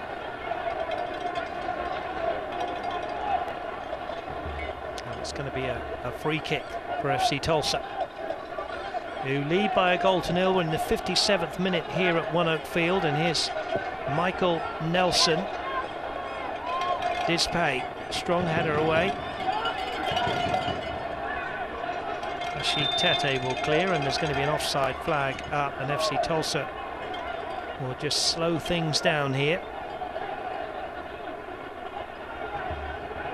Indy 11 finding a lot of their success when they're stringing multiple passes together, keeping the ball for long periods of time. FC Tulsa content to break up play a little bit as they find themselves in a good position here. Rucci to Epps. Epps is quick. He's up against Jerome, and Jerome gets a good sliding challenge in. Marcus Epps has been a little bit quiet, but he's done nothing wrong. There he is, the man in shot. Of course, he's so important, can produce something at any moment, but he's been kept quiet tonight. Dave, I feel like we've said that before at times in the season where Epps has been quiet throughout the run of play, but then he has that ability. It takes just one moment, one touch from distance or in closer to goal where he can make an impact. He has 8 goals on the season, second to Philip Goodrum's now 12, as Milo Yosef, excellent in delivery, will play in a corner kick here for FC Tulsa as they try to extend their lead. Yep, Case and Associates corner, third corner. Referee will just go. There's a little bit of pushing and shoving between the two number 7s, Marcus Epps and Sebastian Velasquez. Case and Associates corner then from Milo Yosef. Near post, flicked on by Epps. It wasn't too far away. Epps has got head in hands. It was a pretty well worked corner, Anna. It was, and we were just talking about Epps. Had been quiet but good front post run. Does his best to keep that one in, give FC Tulsa a chance. Hughes does well there, wins the throw-in for FC Tulsa right in front of his coach, Blair Gavin. Blair Gavin, of course, in his first full season. Here's the lively Moses Dyer, who gets brought down. No, says the assistant. Dyer did well to get in between two, but then went to ground. Rashid Tate again with that last-ditch challenge, and here's Keegan Hughes tidying up. Nate Worth has given that one away to Boudadi. Rucci steps in. First challenge was a little bit of a bad touch. Now here's Solomon Asante. That one comes off Bourgeois. Solomon Asante wants a penalty. He thought it hit the hand of Bourgeois. Multiple players from Indy 11 vying for that call there, but Bourgeois shaking his head no. Nonetheless, no foul called, and Nelson will get it restarted here for FC Tulsa. 60th minute. 1-0. I'm sure you're on your edge of your seats if you're an FC Tulsa fan. Moses Dyer with Jack Blake. That's one of those fouls we said in the first half that you make deep in the opponent's territory. Rucci. Such a versatile player, the Spaniard. Here he is again, running down that left-hand side. Gets the ball back from Colin Fernandez. Rucci just couldn't feed it into Philip Goodrum. Rucci wants more from the crowd. Applause from Goodrum.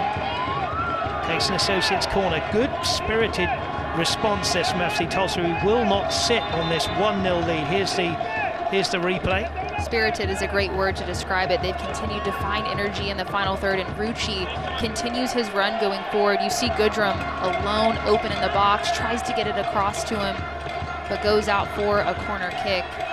But the camaraderie from FC Tulsa is there, the energy's there, and Yosef trying to whip in a dangerous ball to give them a chance here. Milo Yosef, Case and Associates corner, 61st minute.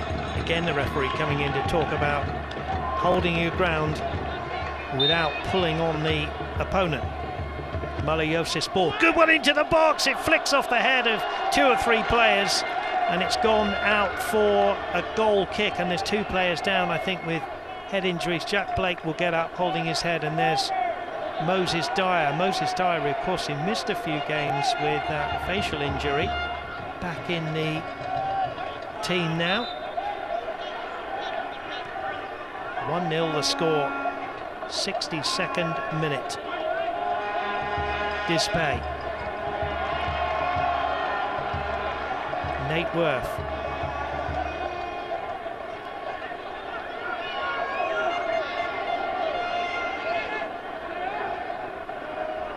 Rashid Tate to Bradley Bourgeois. Epps. Good first touch from Epps. Colin Fernandez, who goes down. No, says the referee. Kind of threw himself down there, did Colin Fernandez, who's had a good game tonight for me. Solomon Asante now could go all the way, could strike one. Here's Cam Lindley. Good ball across the box. Loads of space and a goal. Sebastian Velasquez, the 32-year-old Colombian, draws things level. No wonder there's hugs and a big smile. And in the 63rd minute, it's FC Tulsa 1, Indy 11-1. Really thoughtful team play here as Asante starts things off, then Lindley with the patient run on the right side. First touch gets away from him a bit, but he recovers so well.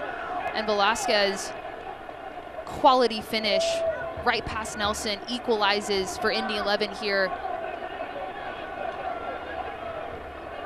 Smiles all around, great energy from Indy 11. They've had most of the possession in the first half and on into the second half, but have had a hard time being clinical in front of goal, and they break that spell here in this game with a quality team goal, multiple players involved. Excellent finish as well. That's the Colombian's second goal of the season, and now FC Tulsa know they have to score or they will go to Hartford Athletic next week with no chance of getting into that 8th spot and getting a playoff game.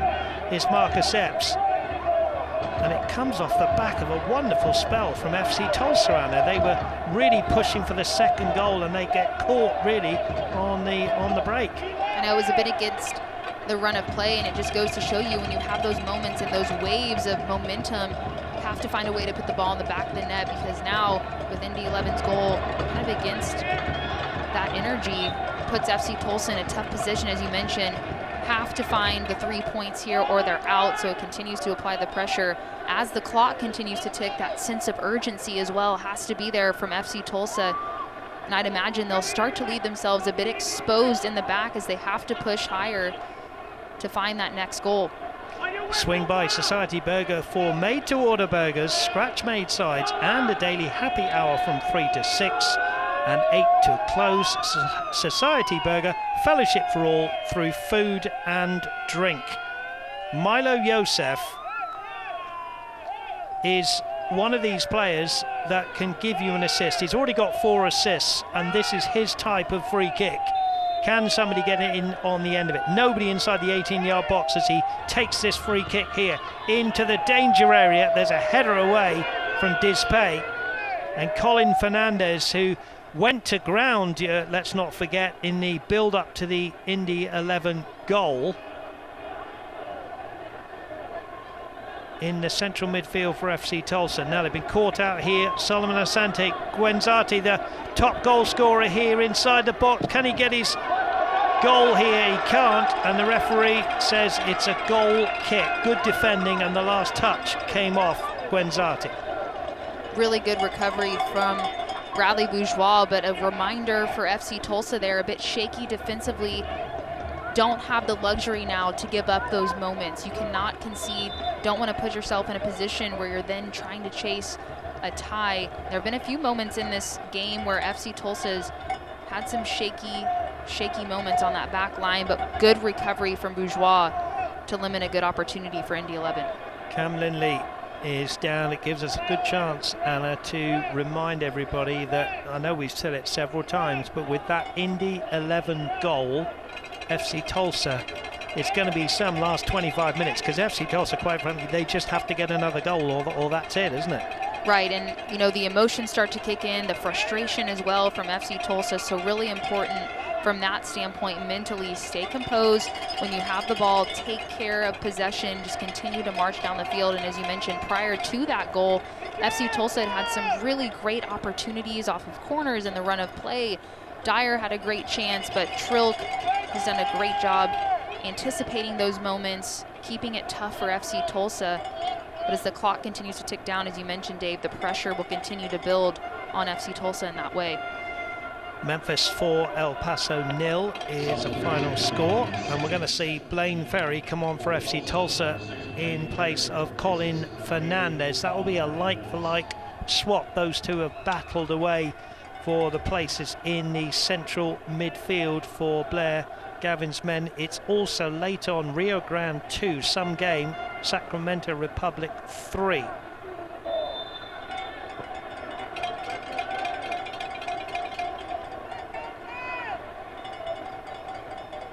So in the current standings, Indy 11 6th. There's 4 points behind Lou City, so the best they can do is 6th place. Even if they win this game, I think they could actually pinch 5th if they were to get another goal and win this game. FC Tulsa down there on 37 points, which is 4 points behind Miami FC, who are in 8th place. Remember, the top 8 go into the postseason. Here's Lindley, who's okay. Left-footed ball over the top, will go all the way through to Michael Nelson. 1-1 the score. As we've been saying all season, FC Tulsa are used to scoring late goals here at One Oak Field in particular.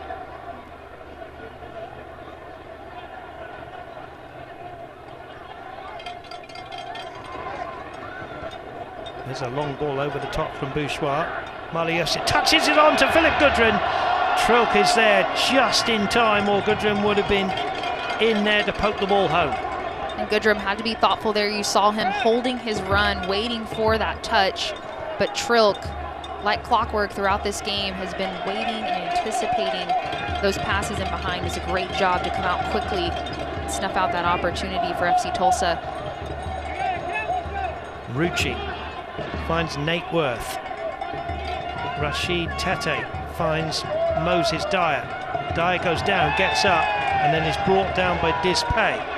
Referee right there on the spot. Players in black shirts scurrying around to get the ball. Everybody back now for Indy 11.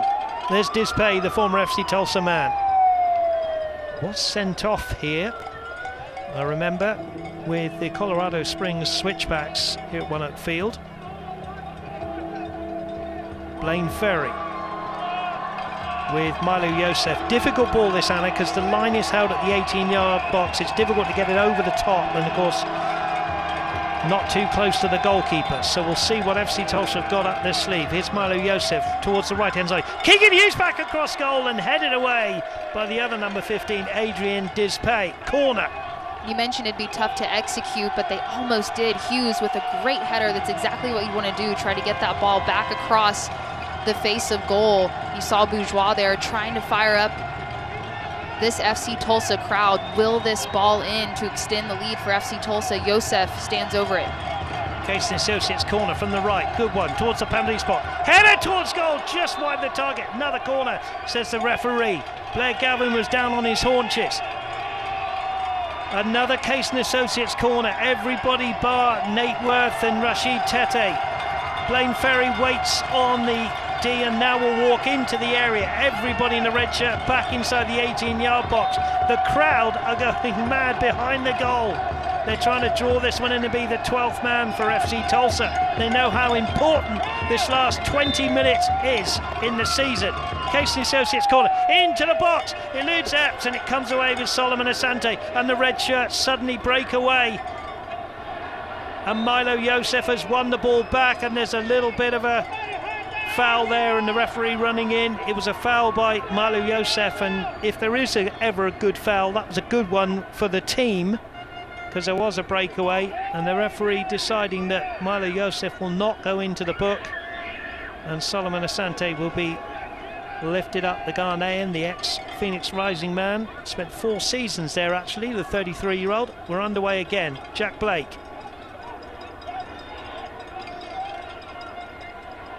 Jerome. Left-hand side, Bobby Dambro. Philip Gudrun, I think, to be fair, Nate Worth slipped. Now we're underway again. Jack Blake striding forward. Good ball here to Dambro. Dambro's forward from left back, trying to take them on inside the area. Still the ball is loose. Here's Blake. Blake comes off a defender, goes away for a corner. It's end-to-end action. It is the end of the season, and both teams are desperate for the 3 points. It is. This game has really opened up the last few minutes in transition quickly. Indy 11 did a great job getting down that left-hand side, Dambro, and then creating an opportunity on frame for Jack Blake.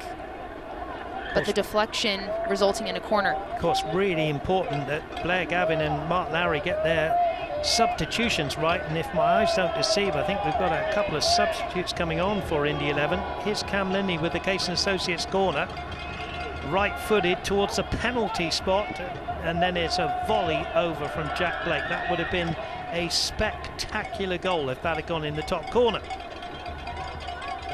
So we're going to see the goal scorer, I think, take a rest. And Cam Lindley down again, being picked up by two FC Tulsa players. Lindley's going off, actually. And as I said, Sebastian Velasquez, who's a quality player, he comes off as well. Macaulay King, the Englishman who's a defender, coming on. Well, actually, he's gone into the midfield for Cam Lindley. And also coming on is the number 10, Harrison Rublak. He comes on, so a double substitution. 73 minutes gone. Robledo has come on, wearing the number 10 shirt.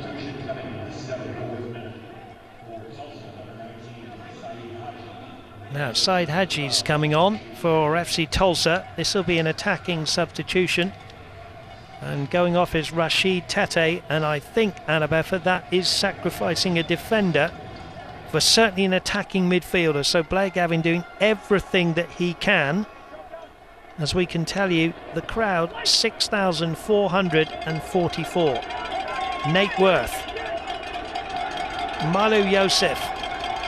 Ball over the top is a good one. And here's Philip Goodrum. Magic needed from Goodrum. Just couldn't get it from under his feet and around the defender. The red shirts were back. It really is end to end. It's quality here.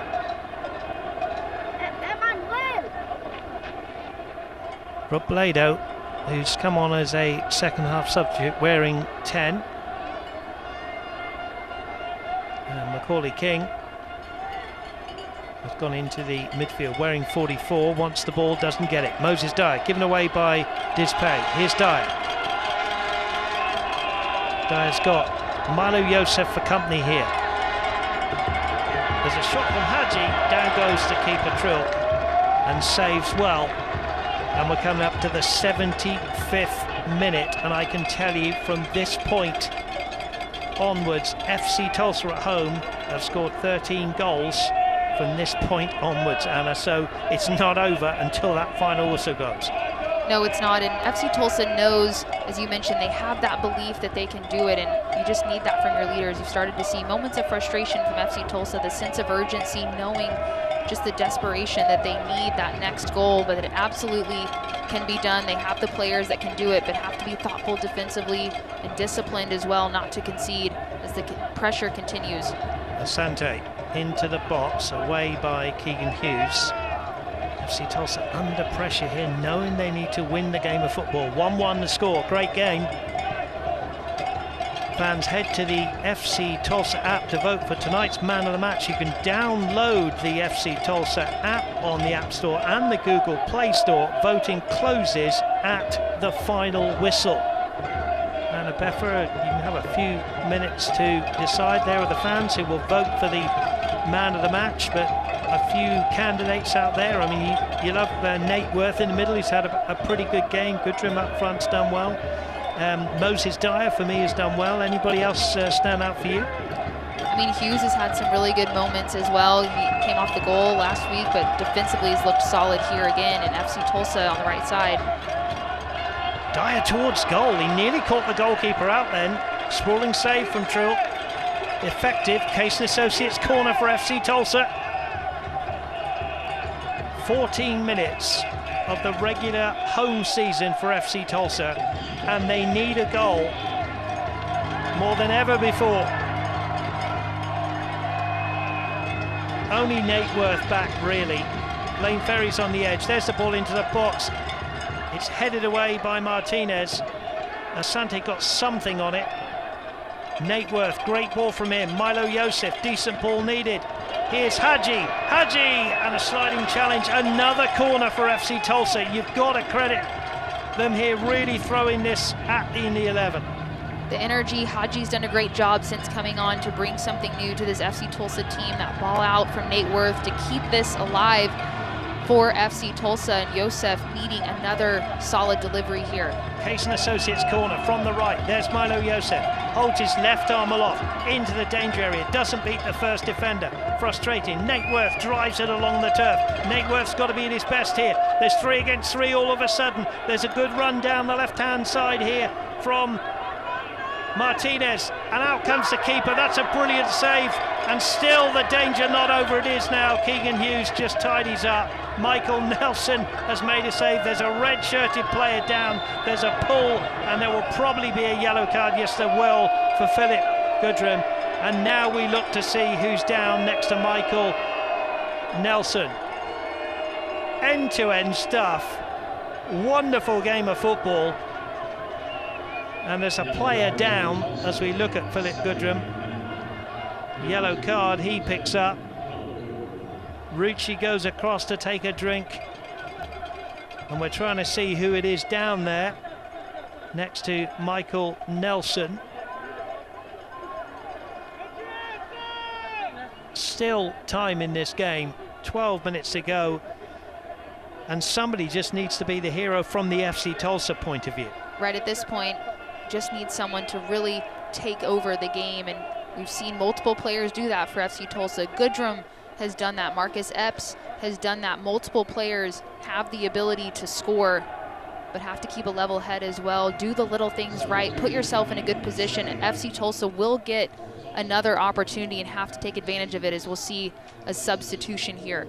Yeah, Patrick Segrist for Rucci. That'll be like for like. Segrist will come on to the left wing-back position. He was signed from Colorado Springs Switchbacks, played with his best mate Philip Goodrum at Memphis 901.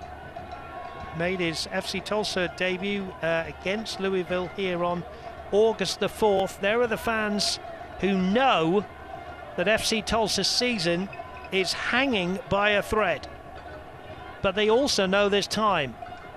Jack Blake has got the ball placed for the free kick.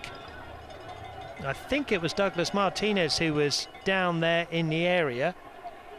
Yeah, it looked like in transition, Indy 11 with pace. Martinez, there was some contact there as Nelson came out and slid timely. Great save to deny that opportunity, but Martinez unfortunately on the other end of it, but good to see him up walking that last play off. Hopeful he'll come back into the fray. Blake then with the free kick, chips it into the area. There's Milo Yosef back in his own territory. He slips, he was fouled by Robledo. Yosef will want to get on with it, but there's a man being welcomed back onto the field.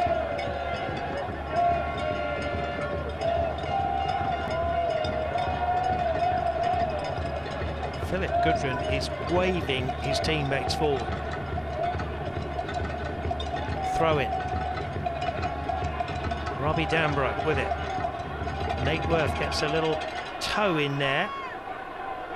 Asante has got Boudadi on the overlap. Here's Boudadi, and he blasts it over into the families who are on the grassy bank over there. A goal for Indy 11 would just quiet the stadium and kill the game off. We know that. But FC Tulsa are still with time here, and they know they've got to score a goal. And you saw Philip Goodrum trying to wave them on. No, they've won it back here of Indy 11. Inside the box they come. Here's the ball across. Asante's in there. Asante wins the game of football. Does he? No, because the referee said that there was either a foul or there was a free kick, or what's the referee given here? The goal has been given, has it?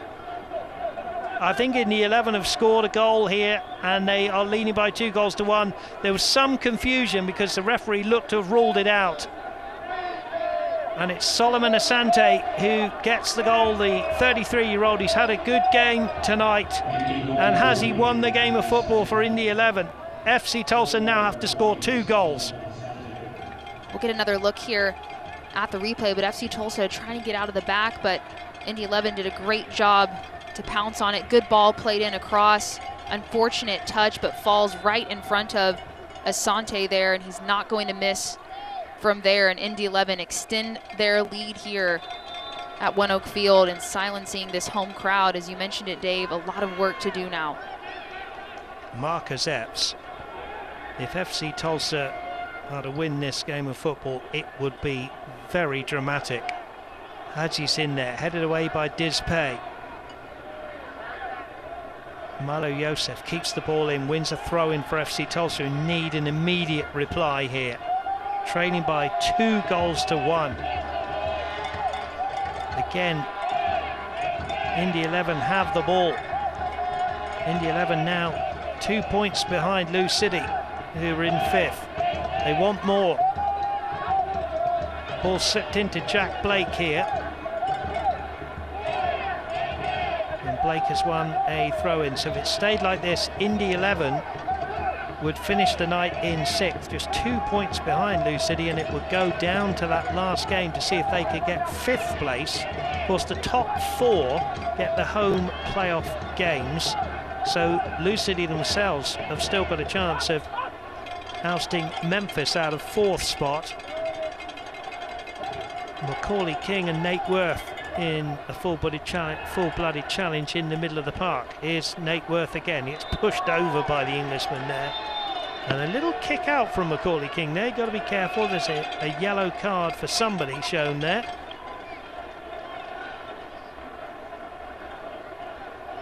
Tulsa Remote has welcomed over 2,000 members to Tulsa and will pay you to work from your new home. Apply now. You're going to love it here. 2-1 then. Indy 11 lead this one. There was confusion with the second goal. I thought the referee had ruled it out, but it was Solomon Asante who may well have won the game for his side. Still time. And Mark Lowry will make another substitution. Solomon Asante wanted to run pretty much 2/3 of the width of the field, but he's got to come off on the right-hand side. And we'll see who it is coming on here. It's the number 29, Stefan Pino, a good man to bring on at this stage of the game. Second stint with Indy 11, signed back in June from the Brazilian club Paysandu.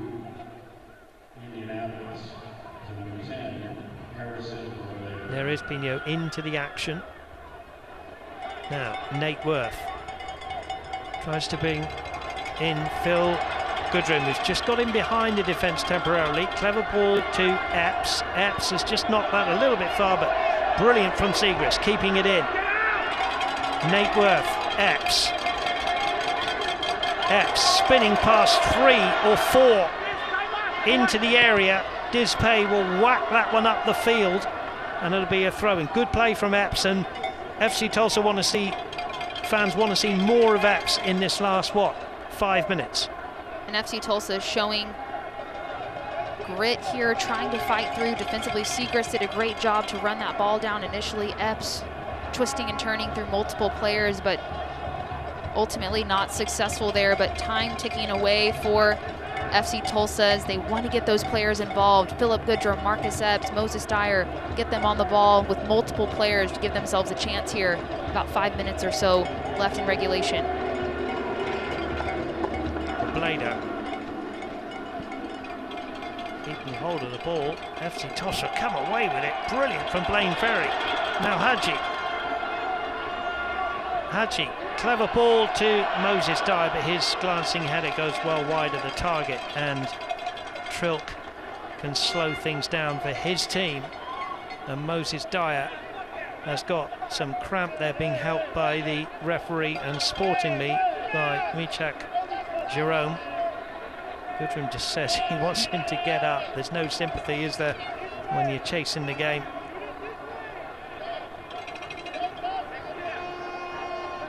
thrown back for a second bout of helping with cramp, and the referee in the end says that he will need some attention. Well, Anna Beffa, you and I have sat here through most of the home games this season, and we have seen late drama, but time certainly against FC Tulsa.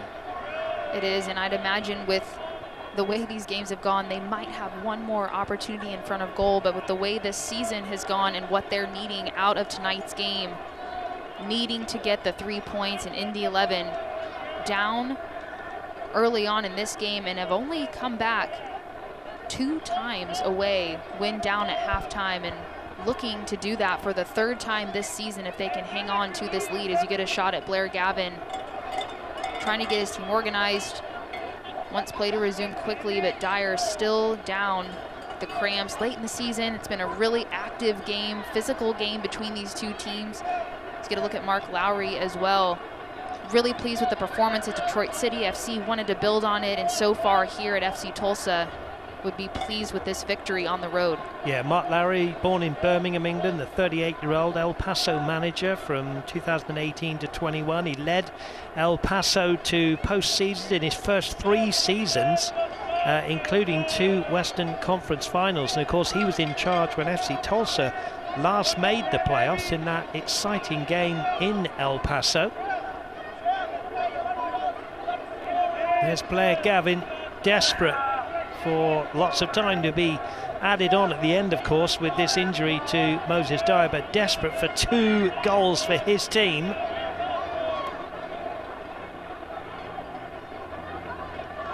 And we await Moses Dyer to be fit again to play in this game. The coat on for Blair Gavin. We've seen 100 degrees weather. Anna Beffa, if you don't like the weather in Tulsa, Oklahoma, you have to wait a minute. Here's the last Indy 11 goal. This is what could be the game winner for Indy 11. Quick build-up play, great ball in from Robledo, and then Asante, you saw the initial touch, bounces in his favor and not going to miss from there. He's had a really good game throughout the evening and might have finished it for Indy 11 as Dyer up after being down for quite a bit, what looked like cramping. Of course, he has to leave the field, and just for a moment I thought the referee had ruled out that second goal. Of course, nothing wrong with it at all. Solomon Asante, a really good finish actually. So goals from Velasquez and Solomon Asante, replying to Philip Gudrun's first half penalty. So we're going to see the 4th official, Tim Wagner's board, come up any moment now. And with that injury, well, stranger things have happened when time has been added on. Gudrun, good tackle from Diz Pay. Blaine Ferry keeps the pot boiling. There's the ball into the box. Macaulay King's there to boot the ball away. Only as far as Milo Yosef. Keegan Hughes, 7 minutes to be added on. Still time for FC Tulsa, but 2 goals in 7 minutes is a tall order.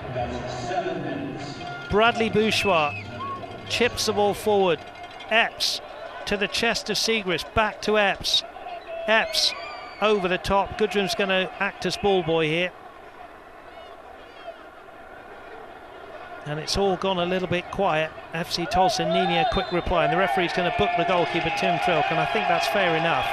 Gudrun placed the ball for him, and he's taken it from right to left. There's no complaints for me for the goalkeeper there. Referee will book the player and add the time on.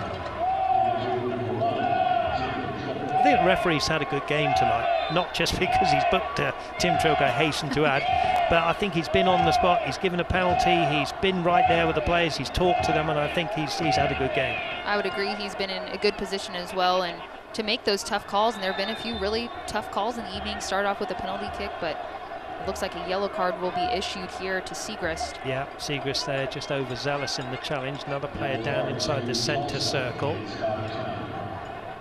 FC Tulsa will go to Hartford Athletic next week.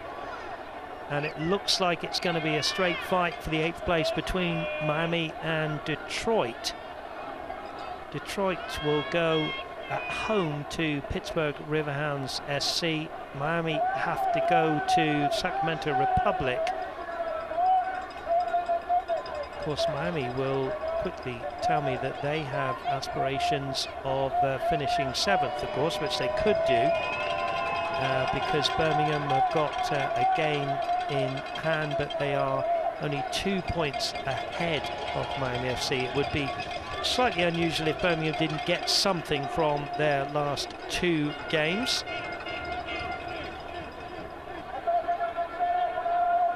And FC Tulsa will just finish out their season at Hartford Athletic as we see the confirmation for the yellow card for Patrick Siegrist. Thanks again for staying with us here on My41 here in Tulsa, and also worldwide on ESPN+. Macaulay King will take the free kick for the Indy 11, who've come into town, and in the overall series, as I said in the first half, they've only beaten FC Tulsa once on this ground by 2-0, and they're looking to do it for only the 2nd time in the head-to-head series. Here's Jack Blake, who's had a competent game in the midfield. 2 Englishmen now in the central midfield. It's a loose ball here. Bradley Bourgeois back there, slices his clearance. Keegan Hughes heads it forward. Jack Blake heads it. There's a header on here. Pino with a shot. Down goes Nelson, and he's got to get this ball forward quickly now. Time running out. Just 4 minutes to go of FC Tulsa's home regular season out of effort. Something dramatic has to happen if they're going to get anything from this game. I'd imagine FC Tulsa starts to play a bit more direct, get as many numbers forward possible. You'll leave yourself a bit exposed, but at this state in the game, doesn't matter if you concede at this point. Have to find the next goal first, put yourself in a position, but time ticking. Bradley Bourgeois has gone up there as an extra centre forward now from the back. Here's Siegrist to the far post. It'll go to Milo Joseph. A goal now really would give us a grandstand finish. There's the ball into the box. It hits the head rather of Bradley Bourgeois rather than Bourgeois heading the ball. And as is their wont, Boudadi will take his time, the Belgian here, with the throw-in. I think Epps a bit disappointed on that last play. He running in with pace, but that touch from Bourgeois not doing it for FC Tulsa as they're trying to bring it down here in the midfield.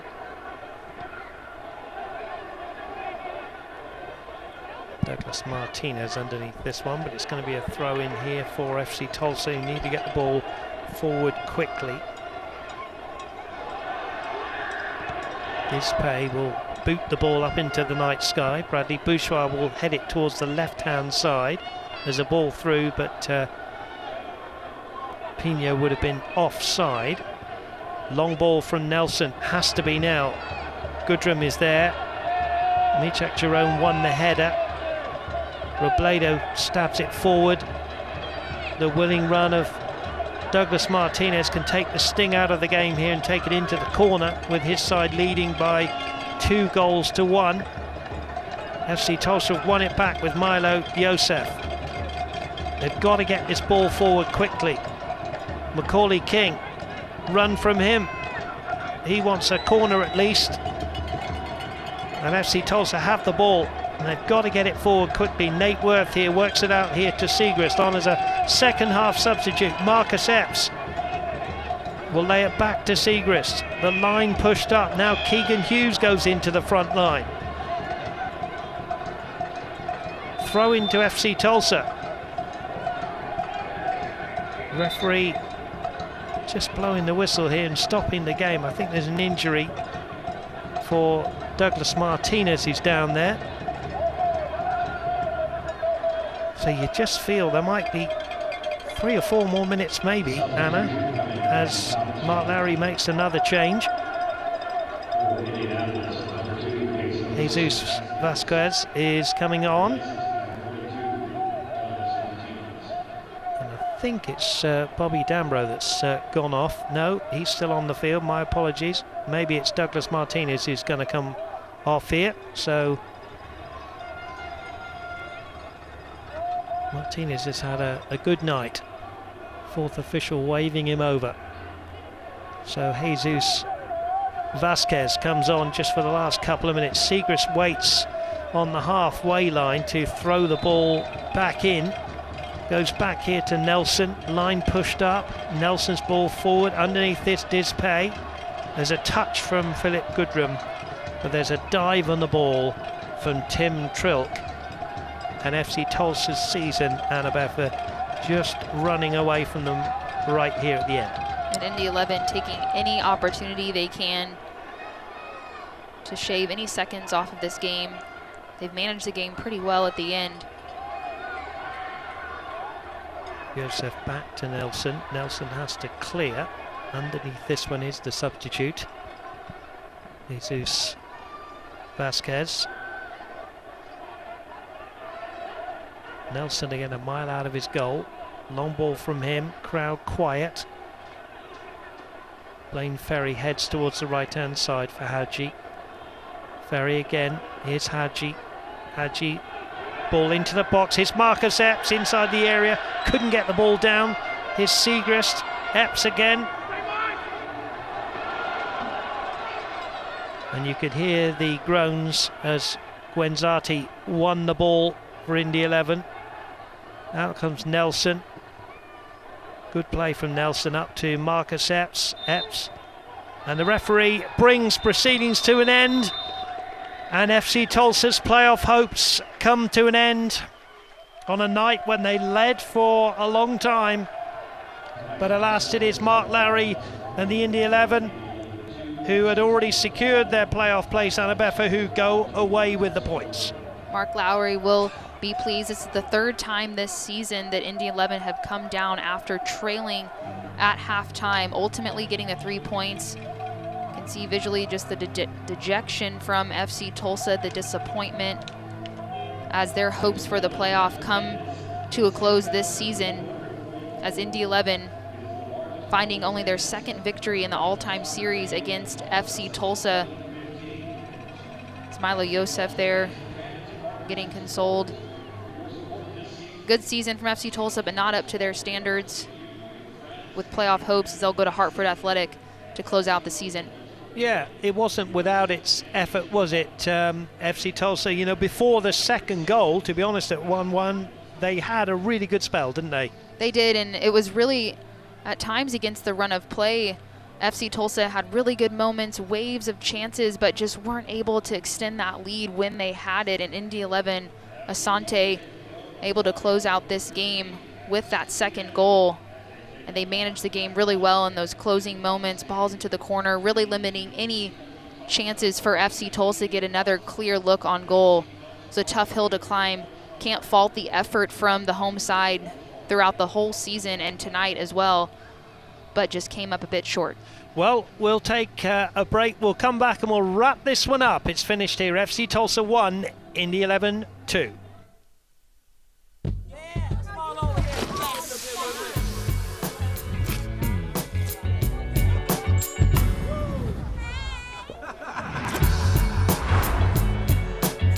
Every bite better with Pepsi. Hi, I'm Bill Knight for Bill Knight Ford. You've probably noticed the construction going on around us, so now is the perfect time to take advantage of our remote options in both sales and service. From a fully online buying experience, including signing all of your documents online, to our pickup and delivery option and service, where we'll bring the loaner to you, and of course, our mobile service van. So let us at Bill Knight Ford come see you and visit us online at BillKnightFord.com, home of the Knight Advantage. My back was hurting a lot of cricks in my neck. Lower back completely went out. And everything hurt all at once. You need to go to Tulsa Spine and Rehab, see Dr. Riley. He does an adjustment and I feel great after. Each patient just gets 110% attention, no matter what they're here for or how long they're here. When I leave here, I always feel so much better. I feel stronger than I did before. I'm happier, I feel better. The reason that I have to stay well.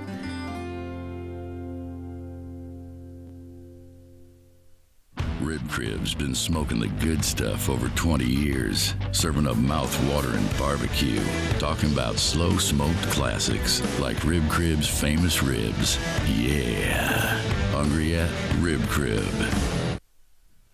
Well, it wasn't without the want of trying for FC Tulsa, but alas, they will not have a postseason.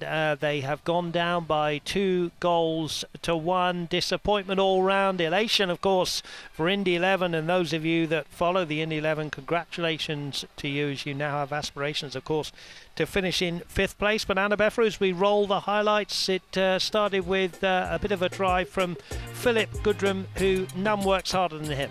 Absolutely, had a great first touch and Goodrum just brought so much energy, tried to find Moses Dyer. That was a great chance for FC Tulsa that really could have changed the game, but back on the other end, Asante did so well. The overlapping run from Lindley, and then Velasquez, first touch gets away from him a bit, but he's so good to recover there, gets enough power on that shot, nothing that Nelson can do, finding the equalizer. And then Bradley Bourgeois coming back after injury really since June for FC Tulsa, had some good spells of defense in the second half, trying to get FC Tulsa involved, had a good ball over the top here. Goodrum inches away from connecting with that one as well. And then a few substitutions. Haji came into the fray for FC Tulsa. He found himself in a position with a shot opportunity here for the home team, not enough on it to beat Trilk. And then as the game continued to develop, Indy 11 found a way to get it done on the road. Good ball in, ball falls to Asante. Cool, clean finish. He's not going to miss from there. Ices this one against FC Tulsa, and a quality road victory for Indy 11. Yeah, as we look at the full match stats, and I think it will tell a little bit of a story. You can look at the shots on target, 5-4. The possession in the first half and overall goes with Indy 11. Indy 11 definitely had more of the possession. In the first half, FC Tulsa didn't have as much. They worked their way back into it a little bit. They did have more shots on target, and that's been the difference. Weren't able to be clinical in front of goal, and Indy 11, when those moments came, took advantage of those chances. In a tough environment here, record crowd at FC Tulsa, but came into tough environment. They'd had 7 road wins heading into this game. This was now their 8th in great fashion. We mentioned they've already clinched their playoff spot, but continuing to build on that momentum heading into playoffs. Well, there isn't much of a schedule to look at, but we will have a look at FC Tulsa's upcoming schedule. Just one game to go, and it will be a consolation game at the bottom club, Hartford Athletic. That one 6 o'clock Central Time next Saturday. As for Indy 11, perhaps a little bit more on it for them, because they want to go from 6th to 5th. Tough place to go, of course, Anna, going down to San Antonio. Not an easy finish for them. No, it's not. And, you know, Mark Lowry said it multiple times. They had the best performance in his opinion, against Detroit City FC. Wanted to build on that. Had another great response after being down at half here against FC Tulsa. And these are the times where it doesn't matter where you are at the table. It's the teams that peak at the time where it matters. And right now, Indy 11's put together a few really solid performances, but they'll have a tough battle at San Antonio FC. They're a tough side, Indy 11, and they've come into town here at One Oak Field, and they've done the business. They've got 3 points for themselves, and as we repeat, it means that FC Tulsa will not have a postseason. Marcus Epps there, shaking hands. FC Tulsa players always, win, lose or draw, will shake hands. Anna Beffer, just before we go, thank you so much for your company in the commentary box this season. Just a couple of quick highlights for you on the season. FC Tulsa has been so fun to watch this season. The tireless effort from this team. They have a lot to be proud of. Obviously not the ending that they had hoped, but a quality team and high hopes for next season, but definitely want to go to Hartford Athletic and end on a high note. Well, thank you to all of you who've watched these broadcasts as well. Thank you to our wonderful production team, for Blake, the producer, and all of our behind-the-scenes people, Sophie and Bella. And Nolan, we wish him all the best. Thank you so much to everybody at FC Tulsa who have been with this club, and they want to go to better things next season. Unfortunately, there won't be a postseason because it's finished here. Final score for the final time. FC Tulsa 1, Indy 11 2.